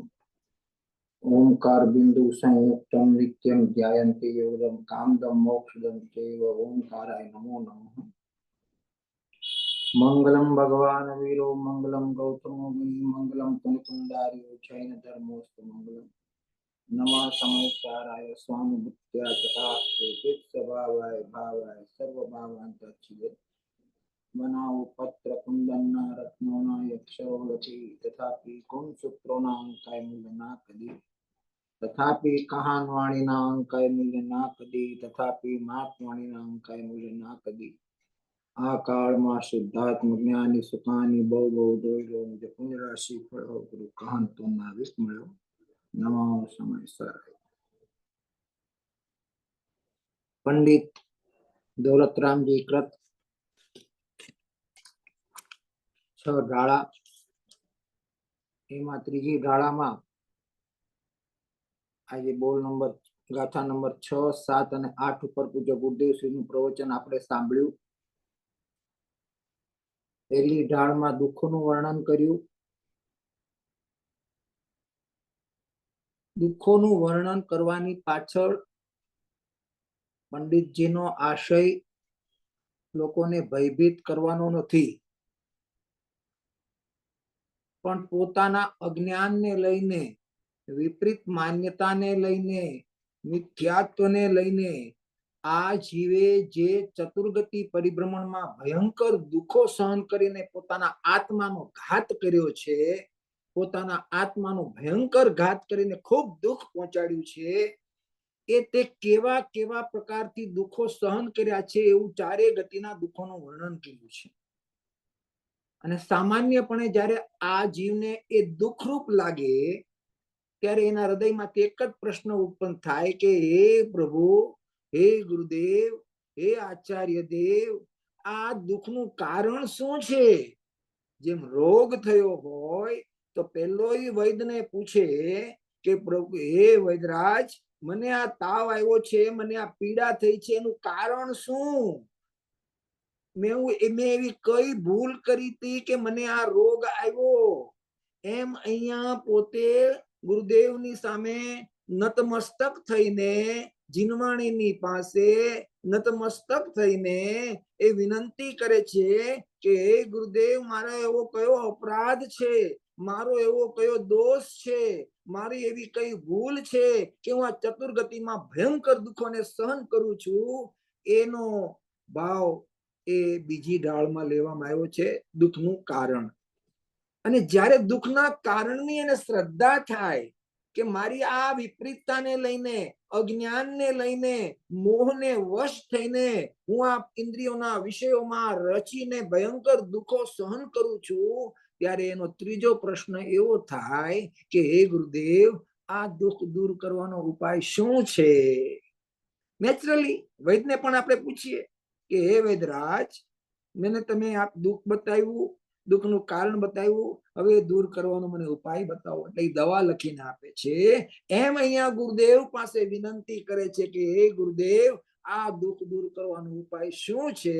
ત્યારે પંડિતજીએ ત્રીજી ઢાળમાં દુઃખને દૂર કરવાના ઉપાયનું વર્ણન કર્યું। અને એમાં 7 તત્વની યથાર્થ શ્રદ્ધા એ સમ્યક દર્શનનો હેતુ છે। અને ત્યાં બે પ્રકારના, ત્રીજી ઢાળમાં 6, 7 અને 8 બોલ ઉપરનો જે ભાવ પંડિતજીએ લીધો છે એની ઉપર અત્યારે હવે આપણે ચર્ચા કરીએ છીએ કે ત્યાં એમ કીધું કે બે પ્રકારના મોક્ષ માર્ગ છે. ખરેખર બે પ્રકારના મોક્ષ માર્ગ નથી. મોક્ષ માર્ગ એટલે કે આત્માને અનુસરીને થનારો પ્રગટ પર્યાય દર્શન જ્ઞાન ચારિત્ર એની એકતા રૂપ જે સાધન ભાવ છે એને અહીંયા મોક્ષ માર્ગ કહેવામાં આવે છે. મોક્ષ માર્ગ એક જ હોય, બે ન હોય. નિશ્ચય જે સ્વભાવ ત્રિકાળ અંદરમાં પડ્યો છે એનો જ્યારે પોતે પ્રતીત કરે, એનું લક્ષ્ય કરે, એની સામે જોવે, એને ઉર્ધ્વ કરે અને એની અટળ શ્રદ્ધા કરે, ત્યારે અંતરંગમાં જે ત્રિકાળ ધર્મ દર્શન જ્ઞાન ચારિત્ર આદિ અનંતા ધર્મોનું જે ત્રિકાળ પારણામિક સ્વરૂપે જે અંદરમાં ભાવ પડ્યો છે એ ભાવ વ્યક્ત થાય. એ વ્યક્તતામાં મુખ્ય ધર્મો છે સમ્યક દર્શન જ્ઞાન અને ચારિત્ર. એની એકતા રૂપ જે નિર્મળ પરિણતિ રૂપ દશા એને માર્ગ કહેવામાં આવે છે અને એ માર્ગ મોક્ષ સુધી લઈ જાય છે, માટે એને મોક્ષ માર્ગ કહેવામાં આવે છે. તો મોક્ષ માર્ગ એક જ છે, બે નથી. હવે અહીંયા પંડિતજીએ બે કીધા તો ત્યાં એમ સમજવાનું કે એવો સમ્યક દ્રષ્ટિ જીવ જ્યારે પોતાના આત્મ સ્વરૂપમાં સ્થિર નથી રહી શકતો, કેમ કે હજી અપૂર્ણ જ્ઞાની છે, સયોપસમિક ભાવ રૂપે હજી છે, હજી ક્ષાયિક ભાવ થઈને વિતરાગી પૂર્ણ થયો નથી, શ્રદ્ધા થઈ ગઈ છે શુદ્ધ, જ્ઞાનમાં વિવેક આવી ગયો છે સ્વ અને પરનો, પણ હજી ચારિત્રનો મોહ શેષ બાકી છે. એટલે ઉપયોગ સ્વરૂપમાં વધારે ટકે નહીં, અંતર્મુહૂર્તથી વધારે ટકતો નથી પોતાના પુરુષાર્થના કચાશને લઈને. ત્યારે ઉપયોગ 12માં આવે છે. ત્યારે 12માં ઉપયોગ આવે તો બે જ પ્રકારના ઉપયોગને ઓપ્શન છે, એક શુભમાં અને અશુભમાં. તો નેચરલી જેમ આપણે કોઈકની રાહ જોતા હોઈએ, રસ્તામાં ઉભા હોય અને આપણે કોઈકની રાહ જોતા હોઈએ 2 મિનિટ 5 મિનિટ અને ધોમ ધકતો તડકો હોય તો આપણે ક્યાં ઉભા રહીએ? છાયામાં ઉભા રહીએ. તડકાથી બચીને છાયામાં ઉભા રહીએ. એમ જ્ઞાની પણ, સમ્યક દ્રષ્ટિ જ્ઞાની પણ જ્યારે પોતાનો ઉપયોગ સ્વરૂપમાં સ્થિર નથી રહેતો અને ઉપયોગ 12માં આવે છે, ત્યારે ઉપયોગને રહેવાના બે સ્થાન છે, એક શુભ ઉપયોગ અને એક અશુભ ઉપયોગ. તો નેચરલી જ્ઞાનીનો ભાવ એવો જ હોય છે કે હું શુભની અંદરમાં રહું. અને ત્યારે એને જે 7 તત્વોની યથાર્થ શ્રદ્ધા પોતાના જ્ઞાનમાં વિવેકપૂર્વક વર્તતી હોય છે, સ્વના ભાનપૂર્વક, સ્વના વિનયપૂર્વક, સ્વના આદરપૂર્વક, સ્વના અહોભાવપૂર્વકનો 12માં એનો જે 7 તત્વ સંબંધી, એમાં જીવ તત્વ સંબંધી, અજીવમાં પૂતગલ ધર્મ અધર્મ આકાશ અને કાળ, એના પ્રત્યેની જે શ્રદ્ધા, નિશંક શ્રદ્ધા, દ્રઢ શ્રદ્ધા, એને વ્યવહાર સંકિત કહેવામાં આવે છે. એનો અર્થ એમ થયો કે વ્યવહાર સંકિત જે છે નિરૂપણ છે, એ ઉપચાર છે, એ સહચર છે. જેમ આપણે એક ગામથી બીજે ગામ જતા હોય તો આપણી સાથે કોઈક હોય બીજો વ્યક્તિ, તો એને સહચર કહેવાય, જે આપણા માર્ગમાં આપણને મદદરૂપ થાય છે, સાથે એની સાથે આપણો સમય પસાર થાય છે અને આપણે બે સાચા માર્ગે ચાલે છે, તો એને સહચર કહેવાય. એમ નિશ્ચય મોક્ષ માર્ગ, એનો જે સહચર બાહીનો વ્યવહાર, એને મોક્ષ માર્ગ વ્યવહારથી કહેવામાં આવે છે. સમજાઈ ગઈ આ વાત? હવે એને સહચારી કીધું, એ નિશ્ચય શ્રદ્ધા સહિત, જો આ ત્રીજો પોઈન્ટ છે, નિશ્ચય શ્રદ્ધા સહિત 7 તત્વોની વિકલ્પ રૂપ એટલે કે રાગ સહિતની શ્રદ્ધાને અહીંયા વ્યવહાર સમ્યક દર્શન કહેવામાં આવે છે. આટલી સ્પષ્ટતા કરી. હવે એમાં સૌથી પહેલા જીવ, અજીવ, આશ્રવ, બંધ, સંવર, નિદ્રા અને મોક્ષ. તો એમાં સૌથી પહેલા જીવ તત્વ વિશેની શ્રદ્ધા કે છે. તો જીવમાં પણ 3 પ્રકાર લીધા છે ને, નીચે આપ્યા છે ને, 3 પ્રકાર છે. ખરેખર જીવનો સ્વભાવ જોવામાં આવે તો નિગોદથી માંડીને સિદ્ધ સુધીના બધા જીવોનો શુદ્ધ સ્વભાવ સિદ્ધ સમાન છે. શુદ્ધ છે, ત્રિકાળ શુદ્ધ છે, એમાં અણુ માત્ર પણ દોષ નથી, ઉણપ નથી, આવરણ નથી, એમાં મલિનતા નથી. એ એકલો અત્યારે પણ અગ્નિનું નિમિત્ત પામીને પાણી ઉષ્ણ હોય એના પર્યાયમાંથી તમને એ પર્યાયનો સ્વભાવ છે, પણ ઈ જ વખતે એના દ્રવ્ય સ્વભાવથી જોવામાં આવે તો પાણીનું શીતળપણું ત્યાં એમનેમ અકબંધ છે, પણ એમાં દોષ મલિનતા આવી નથી, કેમ કે ઈ જ ઉષ્ણ પાણીને ઠારી દે છે, અગ્નિને ઠારી દે છે. ઉષ્ણતા ભલે પર્યાયમાં હોય પણ એનો શીતળ સ્વભાવ એવો ને એવો હોવાથી એ શીતળ સ્વભાવ અગ્નિને ઠારી દે છે. એમ અહીંયા સિદ્ધ સમાન મારો સ્વભાવ એવો ને એવો અત્યારે છે. અગર હું અત્યારે એને લક્ષમાં લઉં તો એ સિદ્ધ દશા પ્રગટ થઈ શકે છે, સમ્યક દર્શન જ્ઞાન અને ચારિત્ર પ્રગટ થઈ શકે છે. એટલી બધી અત્યારે મારા સ્વભાવની અત્યારે હાજરા હજુરતા છે, વિદ્યમાનતા છે, અને એવા સિદ્ધ સમાન આ આત્મા મારો અત્યારે મોજૂદ છે. પણ પર્યાર્થિક નૈતિ જોવામાં આવે તો ત્રણ ભેદ પડે છે, એક બહિરાત્મા, અંતરાત્મા અને પરમાત્મા. સમજાય છે આ વાત?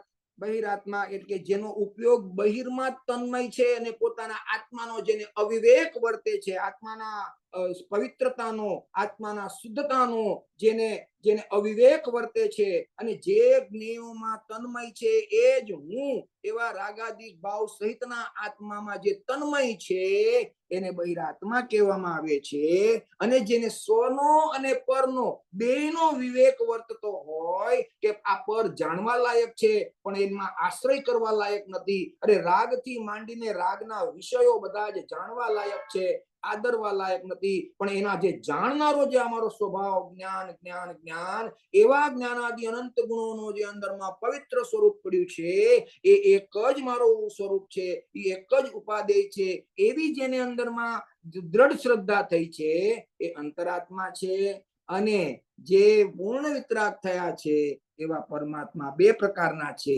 એક સશરીર સકળ અને એક અશરીરી નિકલ. એમાં આજે નિકલ પરમાત્માનું વર્ણન કર્યું કે નિકલ પરમાત્મા અશરીરી છે, પૂર્ણ છે, પવિત્ર છે, અને અત્યારે સિદ્ધાલયમાં સાદી અનંત કાળ બિરાજમાન છે. અહીંયા કોઈને પ્રશ્ન થાય કે નિકલ પરમાત્મા જે છે એ હવે કૃતકૃત્ય થયા અને સિદ્ધાલયમાં બિરાજમાન થયા અને સાદી અનંત કાળ હવે ત્યાં જ રહેવાના છે, તો હવે આમાં કોઈને પ્રશ્ન થાય કે હવે એને અહીંયા કઈ કરવાનું કે એમને ચૂપચાપ રહેવાનું? આવો કોઈને પ્રશ્નનો થવો જોઈએ. આનો કોઈને જવાબ ખ્યાલમાં આવે છે? કે હું અહીંયા એક પ્રશ્ન રજૂ કરું છું કે નિકલ એટલે કે સિદ્ધ પરમાત્મા સાદી અનંત કાળ અનાકૂળ આનંદનો ભોગવટો કરતા સિદ્ધાલયમાં બિરાજમાન છે, હવે એમને કાંઈ કરવાનું નથી, એ કૃતકૃત્ય થયા છે, તો શું હવે એમને કાંઈ કરવાનું નથી આ વાક્ય બરાબર છે? કોઈ જવાબ આપી શકશે ઉપસ્થિત સાધર્મીઓ બંધીઓમાં? હવે એમને કાંઈ કરવાનું છે? સિદ્ધ ભગવાન કૃતકૃત્ય થયા, સિદ્ધાલયમાં બિરાજમાન છે. સંસારમાં હોય તો હજી ભેદ જ્ઞાન કરવાનું આવે, સાધક દશા આવે, મુનિરાજની દશા આવે, વિતરાગી કેવળ જ્ઞાન આવે, પછી સિદ્ધ દશા આવે. પણ ત્યાં સંસારમાં તો આપણને લાગે કે હજી ભેદ જ્ઞાન કરવાનું છે, ભેદ જ્ઞાન કરવાનું છે, મોક્ષ દશા પ્રાપ્ત કરવાની છે, પણ સિદ્ધ થયા પછી તો કાંઈ કરવાનું નથી. તો હવે આ વાક્ય મારું બરાબર છે કે સિદ્ધ થયા પછી કાંઈ કરવાનું નથી, કૃતકૃત્ય થયા, પૂર્ણ થયા, પરિપૂર્ણ થયા, હવે કાંઈ કરવાનું રહેતું નથી? શું આ વાક્ય બરાબર છે? કોઈ કહી શકશે ઉપસ્થિત સાધર્મી બંધુઓમાં? કોઈને બી જવાબ આપવો હોય તો હેન્ડ રેઝ કરો, તમને અનમ્યુટ કરશું અમે. શ્રી અતુલભાઈ દ્વારા એક પ્રશ્ન પૂછવાનો છે, જેની બી ભાવના હોય એને ઉત્તર આપવાની, હેન્ડ રેઝ કરે પ્લીઝ.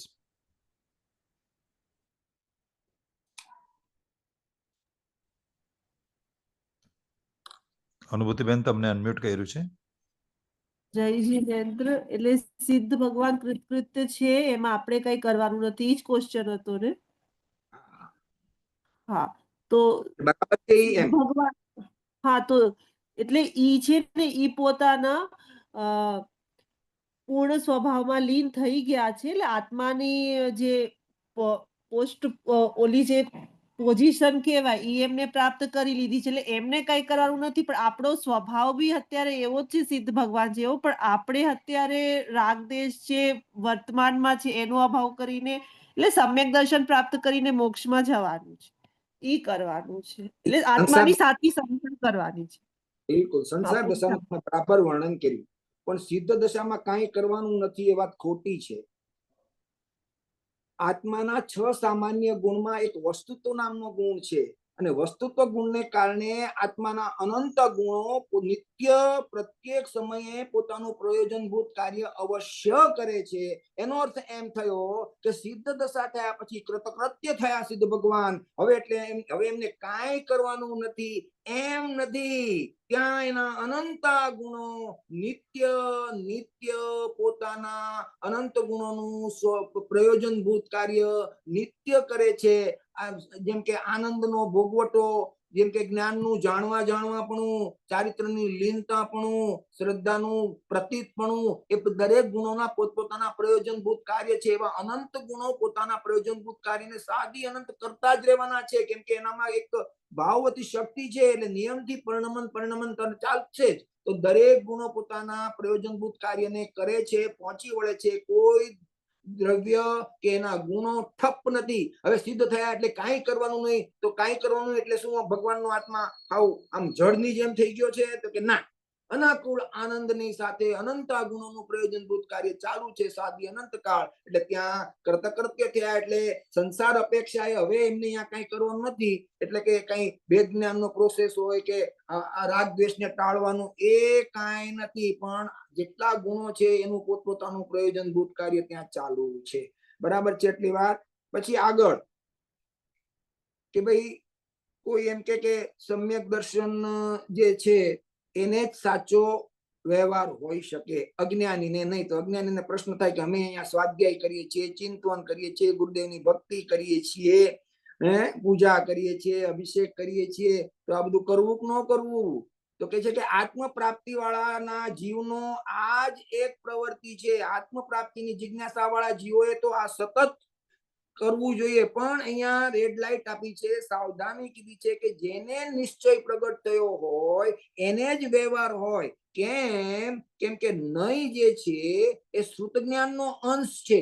નહીં જે છે એ શ્રુત જ્ઞાનનો અંશ છે. અને શ્રુત જ્ઞાન, ભાવ શ્રુત જ્ઞાનને જ શ્રુત જ્ઞાન કહેવાય. અને ભાવ શ્રુત જ્ઞાન એટલે કે સમ્યક જ્ઞાન જેને પ્રગટ થયું હોય એને જ નહીં હોય. એટલે જેને સમ્યક દર્શન પ્રગટ થયું છે એનો જ વ્યવહાર, એને વ્યવહાર કહેવામાં આવે છે. એની બાહ્યની પ્રવૃત્તિને વ્યવહાર કહેવામાં આવે છે. આપણી બાહ્યની પ્રવૃત્તિને વ્યવહાર કહેવાતું નથી. કેમ કે આપણો નિશ્ચય પક્ષે આત્માનો હજી અનાદર વર્તે છે. આત્માનો અહોભાવ વર્તતો નથી, આત્માનો સ્વીકાર નથી. હું પંખાને જાણું છું, પણ હું જાણનારો છું એવો ક્યાં વિવેક છે? મેં એમ કીધું કે આ પંખો છે, પણ પંખો છે એવું જ્ઞાનમાં તે જાણ્યું, પણ હું પંખાનો જાણનારો છું ને પંખો મારા જ્ઞાનનું જ્ઞેય છે એવો સ્વપક્ષનો તો તમને અનાદર વર્તે છે. એટલે નહીં સાપેક્ષ હોય. જો તમે એમ કહેતા હો કે આ પંખો છે તો સ્વપક્ષ ઈ સાપેક્ષ છે, ઈ નહીંનું કથન છે, ઈ સાપેક્ષ છે. તો એની સામે તમને સ્વપક્ષમાં એવો પણ વિવેક હોવો જોઈએ કે હું આ પંખાનો જાણનારો, એ મારા જ્ઞાનનું જ્ઞેય છે, હું જાણનારો છું અને સ્વભાવથી હું માત્ર જાણનારો જ છું. એવો સ્વપક્ષનો જો વિનય વર્તતો હોય તો એના કરેલા જે કાંઈ પણ બહારના જ્ઞાનના વ્યાપારને સમ્યક કહેવાય.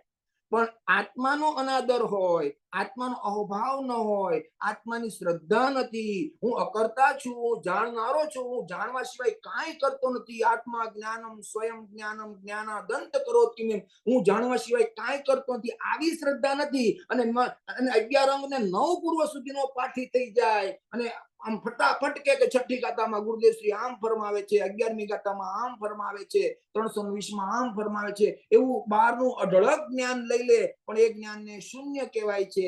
કેમ કે સ્વપક્ષે જ્યાં સુધી આત્માનો આદર નથી. એટલે આપણી બાહ્યની પ્રવૃત્તિને સમ્યક જ્ઞાન વગરની, સમ્યક દર્શન વગરની પ્રવૃત્તિને એ શુભ ભાવ કહેવાય, પણ એ કાંઈ મોક્ષ માર્ગ કહેવાતો નથી, એને મોક્ષનો હેતુ પણ કહેવાતો નથી, અને એને વ્યવહાર સમ્યક પણ કહેવાતું નથી. એટલે નિશ્ચય જ પ્રગટ, એટલે કે નહીં સાપેક્ષતામાં સ્વનો આદર હોય તો બહારની પ્રવૃત્તિમાં એને જે કાંઈ પણ પ્રવૃત્તિ બાહ્યની ક્રિયા થતી હોય એને વ્યવહાર નામ પડે. અંતરંગમાં ગુરુદેવ કહેતા હતા ને કે એકડો નથી અને મીંડાઓ વધારતા જાય તો એને એકડા વગરના મીંડા કહેવાય. ગુરુદેવ એક દાખલો હજી આપતા હતા કે જાનૈયાઓ આવતા હોય ને એમાં રાજા મહારાજા હોય અને જાનૈયાઓના બેન્ડ વાજા હોય અને જાનૈયા બધા નાચતા હોય અને ખૂબ ગીતો ગાતા હોય અને ખૂબ ઉત્સાહથી નાચતા કૂદતા જાન આવતી હોય, પણ એમાં વરરાજાનો હોય તો ગુરુદેવ કીધું હતું કે એને ગાંડાના ટોળા કહેવાય, પાગલના ટોળા કહેવાય. ભલે એમાં રાજા પણ હોય તો પણ બધાને ગાંડાના ટોળા કહેવાય, કેમ કે એમાં વરરાજા જ નથી. એમ પોતે પ્રવૃત્તિ કેટલી બધી બહારમાં કરતો હોય, શાસ્ત્ર સ્વાધ્યાય કરતો હોય, પણ આત્માનો અનુભવ નથી, આત્માનો આદર નથી, આત્માની પ્રતીતિ નથી, તો એ બધા એકડા વગરના મીંડા જેવા છે. સમજાઈ ગયો આ વાત? તો આ પ્રમાણે નહીં સાપેક્ષ હોય છે, એટલે કે જે વ્યવહાર છે એ સામે નિશ્ચય પૂર્વક નો હોય તો એને વ્યવહાર કહેવાય છે, અન્યથા એ વ્યવહાર કહેવાતો નથી. એટલે તો વ્યવહારને હેતુ કીધો, સહચર કીધો, પણ એ સહચર કોને? નિશ્ચયનો. એટલે કે વ્યવહારની પ્રવૃત્તિ દ્વારા જ્ઞાની પોતાના આત્માની જે શુદ્ધતા છે, જે પ્રગટ થઈ છે, જે સમ્યક દર્શન પ્રગટ થયું છે, જે શ્રદ્ધા અંદરમાં આત્માની આવી છે, એની રક્ષા કરે છે. લ્યો, આ બીજી ભાષામાં વ્યવહારની મેં વાત કરી. વ્યવહારની પ્રક્રિયા છે, બે પ્રકારના વ્યવહારનું કથન આવે. એક તો જીનવાણીમાં આત્માના સ્વરૂપને અભેદને ભેદથી જ્યારે આચાર્ય દેવ સમજાવે તો પણ એને વ્યવહાર કથની કહેવાય, એ વ્યવહાર કથન પદ્ધતિ કહેવાય. અને એક વ્યવહાર નિશ્ચયની રક્ષા કરતો બાઈમાં અનુકૂળ એવું વ્યવહાર, એને વ્યવહાર મોક્ષ માર્ગ કહેવાય. દાખલા તરીકે મુનિરાજ હોય તો એની ઉત્કૃષ્ટ દશા થઈ છે, ત્યાં 28 મૂળ ગુણની સાવધાની પૂર્વક સ્વરૂપાચરણની રક્ષા કરે, જેને સંયમાચરણ વ્યવહાર કહેવાય, અને સ્વરૂપાચરણની રક્ષા કરતો એ ભાવ કહેવાય. એવી જ રીતે પાંચમા ગુણસ્થાનવર્તી જ્ઞાની હોય તો 12 પ્રકારના વ્રત દ્વારા પોતાના સ્વરૂપાચરણ ચારિત્રની રક્ષા કરે. એવી જ રીતે ચોથા ગુણસ્થાને શુભ ભાવ હોય, અશુભ ભાવ પણ હોય, પણ એ બંનેમાં એને એકત્વપણું નથી, સ્વામીપણું નથી, તન્મયપણું નથી, પણ એ પોતે જાણે છે કે હું મારા સ્વરૂપમાં સ્થિર રહી શક્યો નથી, માટે મારો ઉપયોગ બહાર આવ્યો છે. ત્યારે બને ત્યાં સુધી શુભમાં રહેવાનો પ્રયત્ન કરે, અને જો શુભમાંથી અશુભમાં પણ આવવાનો પ્રસંગ થાય તો પણ એમાં એકત્વપણું કરતા નથી, તન્મય થતા નથી, એમાં સ્વસ્વામીપણું માનતા નથી. એટલે એનું સમ્યક દર્શન અકબંધ લબ્ધરૂપ એનું અખંડપણે એ ધારાવાહી ચાલુ રહે છે. એટલે અહીંયા ખાસ સમજવાનું કે સમ્યક દર્શન સાથે એનો જે વ્યવહાર છે, જ્ઞાનીની વાત છે. અહીંયા અજ્ઞાનીના વ્યવહાર કહેવાતું નથી, મેં પહેલા જ કહી દીધું. તો એ વ્યવહારને સમ્યક જ્ઞાનનો, એટલે કે સમ્યક દ્રષ્ટિના સમ્યક દર્શનની રક્ષા કરતો અનુકૂળ 12મા વ્યવહાર હોય છે, જેને વ્યવહાર મોક્ષ માર્ગ કહેવામાં આવે છે. બરાબર થઈ ગઈ આટલી વાત? હવે બહિરાત્મા, અંતરાત્મા અને પરમાત્મા, એના 3 પ્રકાર કીધા. તો બહિરાત્મા, આમાં કોઈ મને હવે થોડો પ્રશ્ન હું જ પૂછું છું આ વખતે, 10 મિનિટ. બહિરાત્મા, અંતરાત્મા, પરમાત્મા, આના કોઈ ભાવ કહી શકે? આ ત્રણેયમાં 5 સાધારણ ભાવમાં કયા કયા ભાવ લાગે? બહિરાત્મા, અંતરાત્મા, પરમાત્મા, એમાં 5 અસાધારણ ભાવ આપણે લગાડવા હોય તો ઔદયિક, આપણે બહિરાત્મા, અંતરાત્મા, પરમાત્મા, એને 5 અસાધારણ ભાવ લગાડવા હોય, ઔદયિક, ઔપસમિક, સૌપસમિક, સાયિક અને પારણામિક. તો કોઈ શોર્ટમાં ફટાફટ કહી શકે કે બહિરાત્માને કેટલા ભાવ હોય, અંતરાત્માને કેટલા ભાવ હોય અને પરમાત્માને કેટલા ભાવ હોય? કોઈ બી મુમુક્ષુ જેને પ્રશ્નની જવાબ આપવાની ભાવના હોય તો હેન્ડ રેઝ કરે પ્લીઝ. એ સિવાય બીજા કોઈને કઈ પ્રશ્ન વચ્ચે ઉત્પન્ન થતો હોય તો કહી શકે છે, કારણ કે આપણો સમય થવા આવ્યો પાછો. આ એક મારો પ્રશ્ન છે, છતાં ઓડિયન્સમાં કોઈનો પ્રશ્ન હોય તો બી રજૂ કરી દેજો. જી, અત્યારે આનો કોઈનો જવાબ આવડતો હોય બોલો. બહિરાત્માને કેટલા ભાવ હોય? 5 પ્રકારના ભાવ કીધા મેં, ઔદયિક, ઔપસમિક, સૌપસમિક, સાયિક અને પારણામિક. ઔદયિક ભાવ, આપણે બહિરાત્માને કેટલા ભાવ હોય? ઔદયિક, સૌપસમિક અને પારિણામિક. એક જણ બોલો. ઔદયિક, સૌપસમિક અને પારિણામિક. Very good. અંતરાત્માને કેટલા ભાવ હોઈ શકે 5 માંથી? અંતરાત્મા 5 વેરી ગુડ, 5 અને પરમાત્મા 2 પ્રકારના છે, એક સકળ અને એક નિકળ, એક અર્યંત અને એક સિદ્ધ. એમાં કયા 5 અસાધારણ ભાવમાંથી આવે? અર્યંતને કેટલા આવે? જે શરીર વાળા અર્યંત ભગવાન છે એને ઔદયિક, શાયિક અને પારિણામિક, અને જે ટોટલી સિદ્ધ છે એને પારિણામિક અને શાયિક. હવે ફટાફટ ગુણસ્થાન કહી દો. ચલો, ઓડિયન્સ માંથી કોઈને કેવું હોય તો પેલા એને ચાન્સ આપો. ગુણસ્થાન કેટલા હોય છે? બહિરાત્માના કયા ગુણસ્થાન, અંતરાત્માના કયા ગુણસ્થાન, ને પરમાત્મામાં 13 આપણે સકલ અને નિકલ એને કયા ગુણસ્થાન. એટલે આ એક તમને ખ્યાલ આવે આ પર્યાયોથી આત્મા કેટલા પ્રકારનો છે આ વિશ્વમાં એ ખ્યાલ આવે તમને. કોઈને હેન્ડ રેઝ કરીને જવાબ આપવો હોય તો હેન્ડ રેઝ કરો પ્લીઝ. હા, ગુણસ્થાન ફટાફટ. બહિરાત્માના ગુણસ્થાન તો બધાને ખ્યાલ હોવા જોઈએ. પહેલું ગુણસ્થાન. Very good. પહેલું, બીજું ને ત્રીજું. Very good. પહેલું, બીજું, ત્રીજું ઈ બહિરાત્માના છે. અંતરાત્માના 4 થી ને લઈને 12. Very good. જેના જગન્ય, મધ્યમ અને ઉત્તમ 3 ભેદ પડે છે, એટલે 4 થી 12. અને પછી પરમાત્મામાં સકલ એટલે કે અરિયંત ભગવાનને 13 અને 14. 13 અને 14 બરાબર છે. અને સિદ્ધ પરમાત્માને કેટલા ગુણસ્થાન? ગુણસ્થાન લાગુ જ ન ગુણસ્થાન પડે. અતીત છે. Very good. ગુણસ્થાનાતીત છે. Very good, very good. હવે કાળ અપેક્ષાએ ધારા પ્રવાહથી જોવામાં આવે તો બહિરાત્મા દશાનો કાળ કેટલો? એના 2 પ્રકાર, એક ભવ્ય જીવ અને એક અભવ્ય જીવ. કાળ અપેક્ષાએ સાદી અનંત, અનાદિ અનંત, સાદી શાંત, સાદી અનંત. ફટાફટ. બહિરાત્મા દશાનો કાળ કેટલો? ભવ્ય અને અભવ્ય. ધારા પ્રવાહથી એટલે કે ક્ષણવર્તી નહીં, ધારા પ્રવાહથી. તો અભવ્યને તો અનાદિથી લઈને અનાદિ અનંત અનંત રહેશે. છે. અનાદિ અનંત હા, રહેશે. હા, હા. અને અને ભવ્ય જીવ છે એમાં 2 પ્રકારના છે. એક દુરાંતર ભવ્ય છે અને એક જે ભવ્ય થવાના, જે કોઈ દિવસ ભવ્ય થવાના જ નથી, ને એક જે થવાના છે તો એનું અનાદિ શાંત. અને બીજાનો દુરાનો દર છે એનું પાછું એવી રીતે જ થઈ જશે, અનાદિ અનંત. ટૂંકમાં શોર્ટલી કે આપણે જો કહીએ તો બહિરાત્મામાં જે સમ્યક દર્શન પ્રાપ્ત કરવાની લાયકાત વાળો છે એનો અનાદિ શાંત. સમ્યક દર્શન પ્રગટ કરે તો પાછું. હા.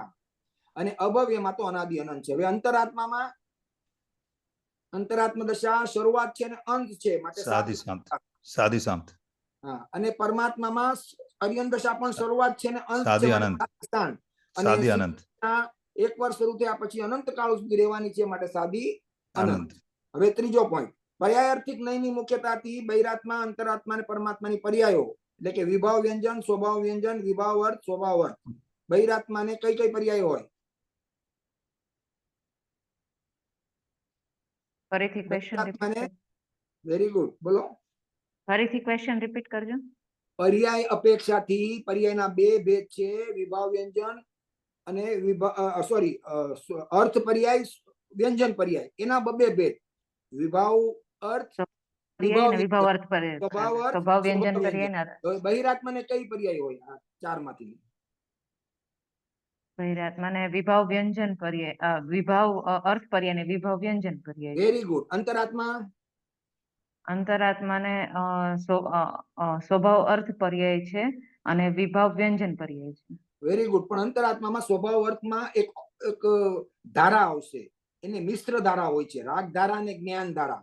તો જેટલી શુદ્ધતા પ્રકટ થઈ છે એટલો સ્વભાવ અર્થ છે, અને જેટલી અશુદ્ધતા શેષ છે એટલો વિભાવ અર્થ છે. આવી મિશ્ર દશા અંતરાત્માને હોય છે.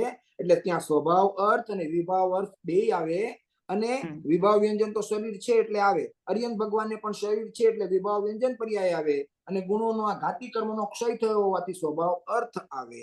અને સિદ્ધ પરમાત્માને સ્વભાવ વ્યંજન આવે અને સ્વભાવ અર્થ આવે. બહુ વેરી ગુડ. બહુ સરસ. મારે 1-2 પ્રશ્ન છે તો પૂછી લઉં. હા, પૂછો પૂછો પૂછો. કેવડી ભગવાનનું કીધું કે કેવડી આનંદ ભોગવે છે પણ હજી એને થોડો મેલ બાકી છે. ભાવ કર્મ, રાગ દ્વેષ નહીં પણ બીજા ભાવ કર્મનો ઉદય ભાવનો અંશ જરી છે. એ ક્યાં ભાવ? કોની વાત કરો છો? અરિયંત પરમાત્મા.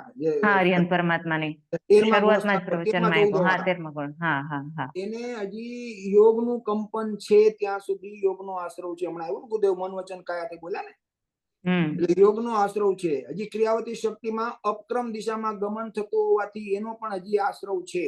પણ એ આશ્રવ કેવો છે કે જેનો આશ્રવનો બંધ, આશ્રવનો ઉદય અને આશ્રવની નિર્જરા એ બધો એક જ સમયમાં હોય છે.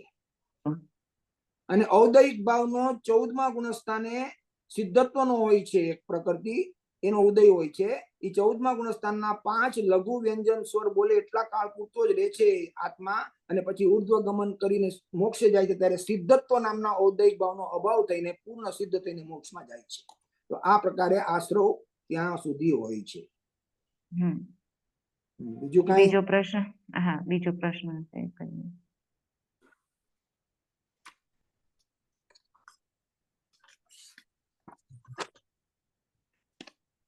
મૂર્તિક પદાર્થો જે કીધા તો મૂર્તિકમાં 4 કયા? પણ આપણે જીવે અમૂર્તિકમાં જ આવી જાય ને.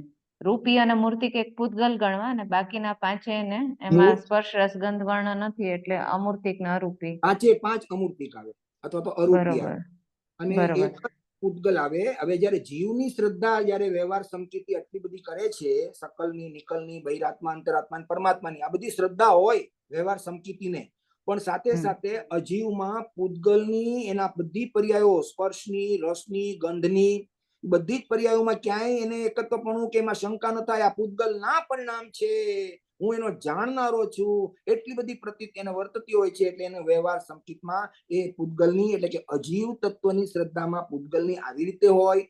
ધર્મ દ્રવ્યની એવી એની અંદરમાં શ્રદ્ધા હોય કે હું સ્વયં ગમન કરું ત્યારે ધર્મ દ્રવ્ય મને નિમિત્ત થાય, પણ હું અગર ગમન નથી કરતો તો ધર્મ દ્રવ્યને નિમિત્ત કહેવાતું નથી. એટલે એનો અર્થ એમ થયો કે એ અરૂપી દ્રવ્યો નિમિત્તની હેતુ વાળા દ્રવ્યો છે, તો હું સ્વયં ગમન કરું તો ધર્મ દ્રવ્યને નિમિત્ત કહેવાય, એવી એને વ્યવહાર સંકિતની શ્રદ્ધા હોય છે.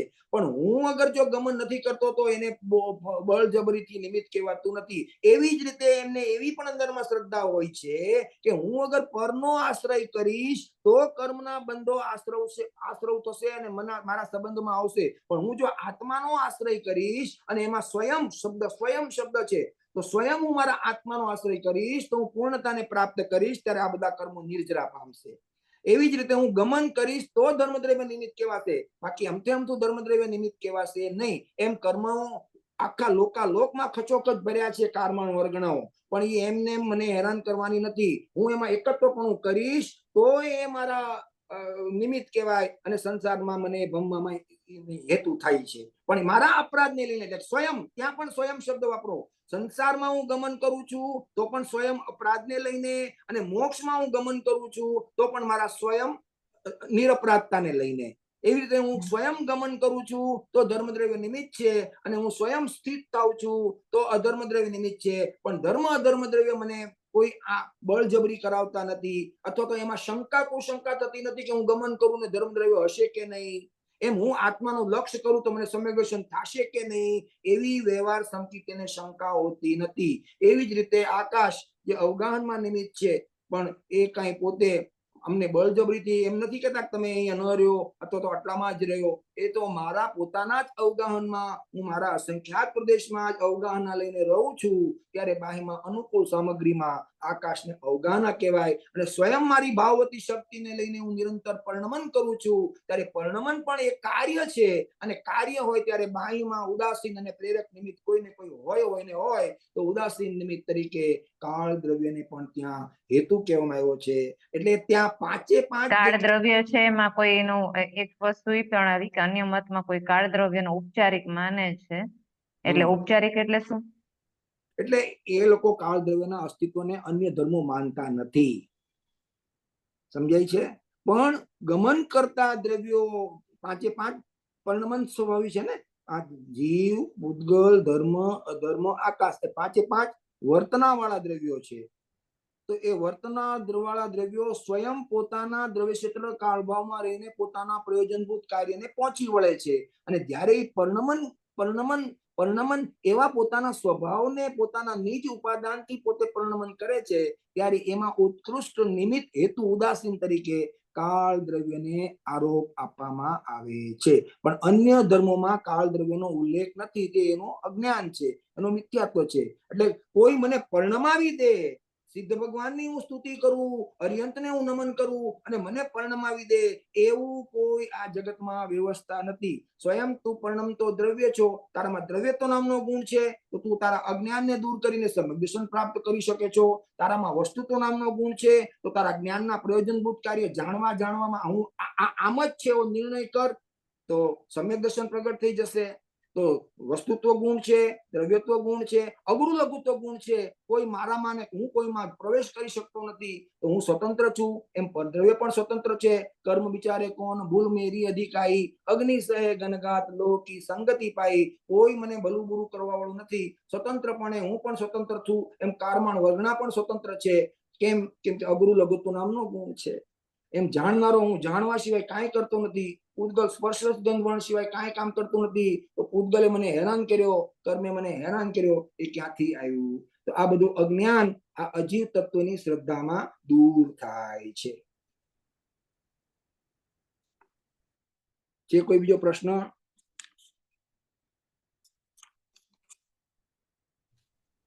કોઈ મુમુક્ષુને પ્રશ્ન હોય તો આપણે લઈએ, ને તો પછી આપણે સેશનની સમાપ્તિ કરીએ.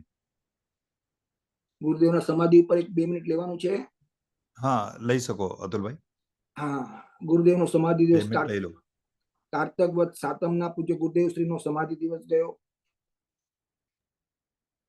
ગુરુદેવનું સ્મરણ જે છે એમાં એક ભ્રમતા ચાલે છે કે ગુરુદેવનું સ્મરણ કરવું એટલે કે ગુરુદેવ ઉમરાળામાં જન્મ્યા હતા, મોતીચંદભાઈના પુત્ર હતા, ઉજંબા માતાના કુકે અવતર્યા, 24મી દીક્ષા લીધી, 91માં પરિવર્તન કર્યું અને સોનગઢમાં 45 ચડ્યા.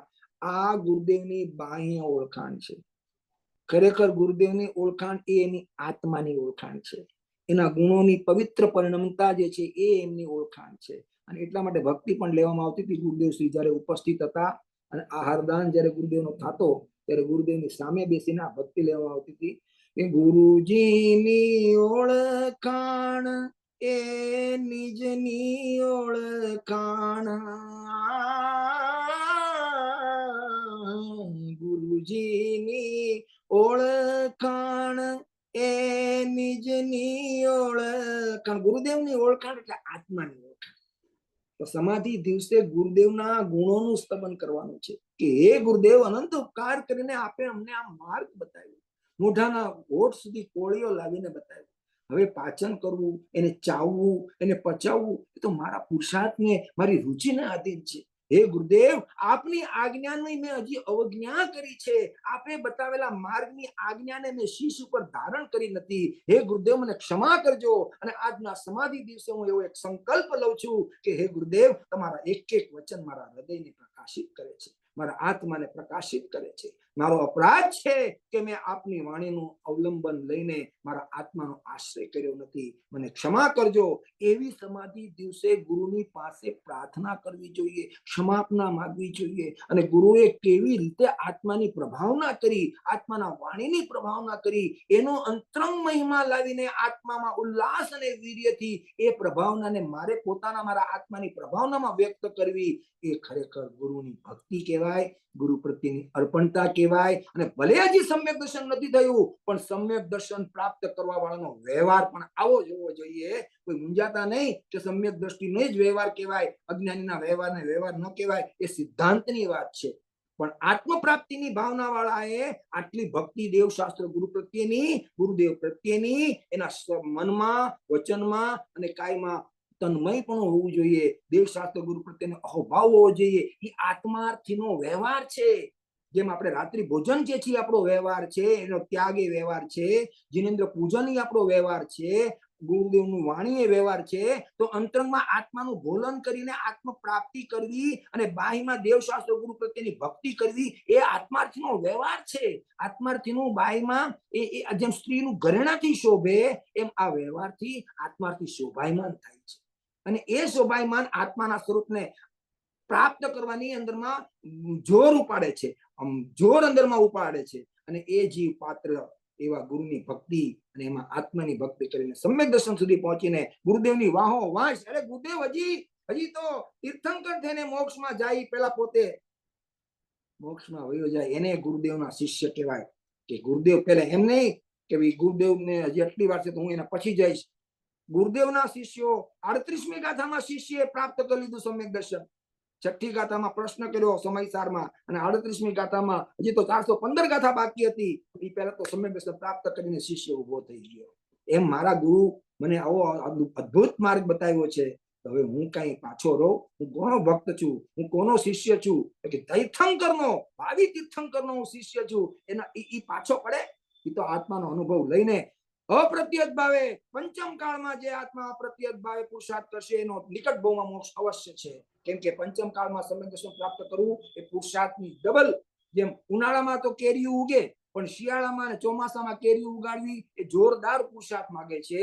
એમ અત્યારે પંચમ કાળમાં આત્માને પ્રાપ્ત કરવો કે જ્યાં ગુરુનો યોગ નથી, તીર્થંકરનો યોગ નથી, જીનવાણીના રહસ્યો સમજાતા નથી અને ત્યારે આત્મા પ્રાપ્તિ કરે એ જોરદાર કહેવાય. એ અપ્રત્યત ભાવે મોક્ષ પ્રાપ્ત કરે. આવો અનંત ઉપકાર ગુરુદેવનો આપણે આજે ભક્તિ દ્વારા વ્યક્ત કરીએ છીએ. જય જિનેન્દ્ર. આપણે જયકારા લઈ રહ્યા અતુલભાઈ, જયકારાથી એન્ડ કરીએ. અનંત અનંત ઉપકારી કૃપાળુ કાન ગુરુદેવ. સ્ક્રીન ઉપર આવશે, સ્ક્રીન ઉપર આવશે અતુલભાઈ. શું કીધું? સ્ક્રીન ઉપર જયકારાનું સ્લાઇડ છે અતુલભાઈ, એને વાંચી લેજો તમે. ક્રમ જ બોલું છું, ક્રમ જ બોલું છું. જી જી જી, ઓકે ઓકે અતુલભાઈ. અનંત અનંત ઉપકારી કૃપાળુ કહાન ગુરુદેવનો જય હો. ઋષભદેવ સોરી બોલીએ શ્રી ઋષભદેવ ભગવાન આદિ 24 જિનેન્દ્ર ભગવાનનો જય હો. સિમંદર ભગવાન આદિ 20 વેરમાન તીર્થંકર ભગવાનનો જય હો. ભગવાનની દિવ્ય ધ્વનિ જીનાગમતાર જીનવાણી માતનો જય હો. રત્નત્રય ધર્મના ધારક સર્વે મહામુનિ રાજનો જય હો. અનંત અનંત ઉપકારી કૃપાળુ કહાન ગુરુદેવનો જય હો. પ્રસન્ન મૂર્તિ પૂજ્ય ભગવતી માતનો જય હો. પરમ પવિત્ર દિગંબર જૈન ધર્મનો જય હો.